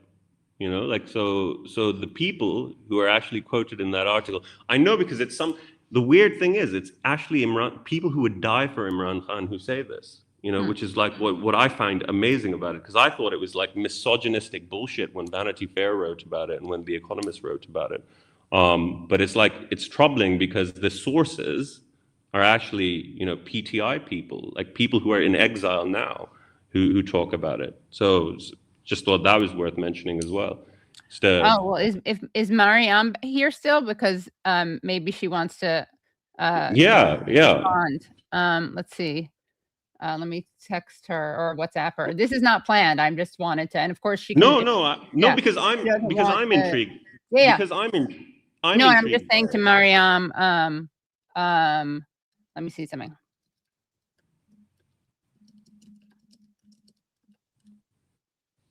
I'm just WhatsApping her. And she may not be there to see it. Here's a real behind the what is it, fourth wall moment. 1 second. No, because I just really wanted to, I wanted to ask her about it, you know, about these claims that had been, you know, sort of published, because the sources are PTI sources. That much I can tell you. So they're not, so if they were coming from... Coming back. This is exciting. Okay. Yeah, I'd love to ask her about this. You've actually given me the opportunity to do so. This is like a political Jerry Springer. I'm just kidding. It's not that. It's very respectful. No, because I don't know, right? Like it's such an outlandish and far off claim, right? That you think it's like utter nonsense, and yet I sort of know who the sources are that are briefing this. By the way, while we wait for Maryam to come back, someone very nicely, I asked for a video of Imran Khan so people could see him and hear him. That was in English. So here is someone on Patreon very kindly sent this to me. So let's take a look at this video, and it's from Sentient. So thank you. There's a clip collage of Imran Khan opposing military action. Okay, let's take a listen. The worst thing that could happen is if there's a conflict between Iran and the US and its allies, it'll be a disaster. For us, Pakistan, it'll be a disaster. It'll be a disaster for the developing world because the oil prices will shoot up. Already we're trying to barely manage our budgets, current account situation. Suddenly everything will be offset. It'll cause poverty in the world. And God knows how long it will go on. So we in Pakistan pray that this does not happen. We have tried our best. We've already talked to Saudi Arabia, Iran, the United States. I spoke to President Trump yesterday, and I told him that this would be a disaster for us. I do not understand why countries go to resolve their differences through military conflicts. Because whenever, and this is just in our lifetime we've seen this, the moment you start a military conflict, you don't know where it is going to go. You can start a conflict, you don't know when it'll finish. And then it has unintended consequences. So we have seen in front of our eyes Pakistan joining the US war on terror. And I was the one who was objecting to it. I was openly against it, and I thought Pakistan should have stayed neutral. It should not have become partisan. Because Pakistan had nothing to do with 9/11. There were no Pakistanis involved. I mean, it's 19 years the US has been stuck in Afghanistan. Can this region afford another conflict? Well, I give my point of view. I don't know. I mean, I guess President Trump would have his own advisors. But I certainly gave my point of view, and I'm really anti these military solutions. Okay, and now we have someone joining. Maryam is back. She cannot be on camera right now, but that's totally fine. We appreciate so much that she's here. I'm going to unmute her. Oh, sorry. Can I ask her a question? Is that okay? Yeah, of course. Katie? Yeah. Did you unmute yourself, Maryam? No, can you hear me, Katie? Yes, we can. Hi, yeah, Hasan. yeah. Hi. Hi, Okay. Hi, Maryam. You can ask me as many questions as you want. If you want to see this full stream, if you're watching live, you're in luck. You got to see the full thing. If you want to see a little fascinating real-time discussion, unplanned discussion, debate-ish discussion between Hasan and Maryam about Imran Khan. But it wasn't a debate, right? I was asking a question. Discussion. I just wanted to know. Yeah. Okay. If you want to see that fascinating discussion about Bushra Bibi, Imran Khan's wife, and also very problematic misogynist case made against her, you can do that at patreon.com/The Katie Halper Show. Again, that's patreon.com/The Katie Halper Show. And Brad, is there anything else I need to say? I was just, and if you don't want to, that's fine. But since you had said by the end of the program, we would have a better image if I will show people that here is a better Minority Report meme. Much better. Yeah. Thank you very much. And that was in reference to a comment made by Shahzad Akbar, our second guest. Okay, well, everyone. No, this has been great, and thank you so much, Hasan and Miriam. Thank you so much for your time. Thank you for having us. Thank you. Okay. Thanks a lot. Thanks. Okay, well, thank you guys. Very informative, and this was a great stream. Don't forget to subscribe and give it a like. And again, to see the full stream, patreon.com. Well, let me just say, to see the full stream, go to patreon.com/The Katie Halper Show. And what were you saying, Brad? I was just going to reiterate how, in my opinion, I really do think it makes for, number one, more interesting discussions, but also, because sometimes, I don't know, there's plenty of platforms where, everybody just always agrees all the time on everything. And I feel like that can be nice, but oftentimes, what does that really do except for kind of just reinforce your own already, whatever position you already have, like that's why people would maybe like watch Fox News or something like that, is just, they just reinforce, they don't really challenge anything. Right. Yeah. I mean, I think I'm pretty transparent, right? Obviously the show has a point of view. I think that again, people who are defenders of, I saw some people who were like, I'm going to unsubscribe, which I think is a little fragile and snowflake-ish. Like, you should be able to hear, especially when I have like, I don't know, the ratio of people critical of Khan to supportive of Khan is like 1 to 10, basically. Right. But also you should be able to hear counter arguments. And the other thing is like, again, if you're a Khan supporter, having someone critical of Khan who says he's absolutely legitimate and that the current government is illegitimate, that is a good thing. So thank you guys so much. And if like if you are never met with, if your position, sure, we all have our preferences or our positions, and if those positions are come to the right way and we have things to back it up and things like that, then you should be able to engage with someone who maybe disagrees, and throughout that discussion you could hopefully, if everyone's speaking in good faith, you can start changing minds. Or for the audience, hopefully then maybe if you get into a discussion and someone disagrees with you, maybe you glean some things that would make you a better advocate for your positions, because you've been listening to, well, what happens if someone says, well, what about this claim that this person practices black magic or something like that? Well, I just think like you said, hopefully. And what better way to if you disagree with someone, well, not this wasn't planned, but we got a real-time response. So that was outstanding. That was awesome. Yeah. Well, thank you guys so much. No one's commented on how cute Bucky is, which is pretty problematic. Okay. So I will see everyone next Tuesday night, if not before. Who knows if there's breaking news or something. Okay. Bye, everyone. I did everything right and they indicted me. And I don't know what the I'm doing. Antifa!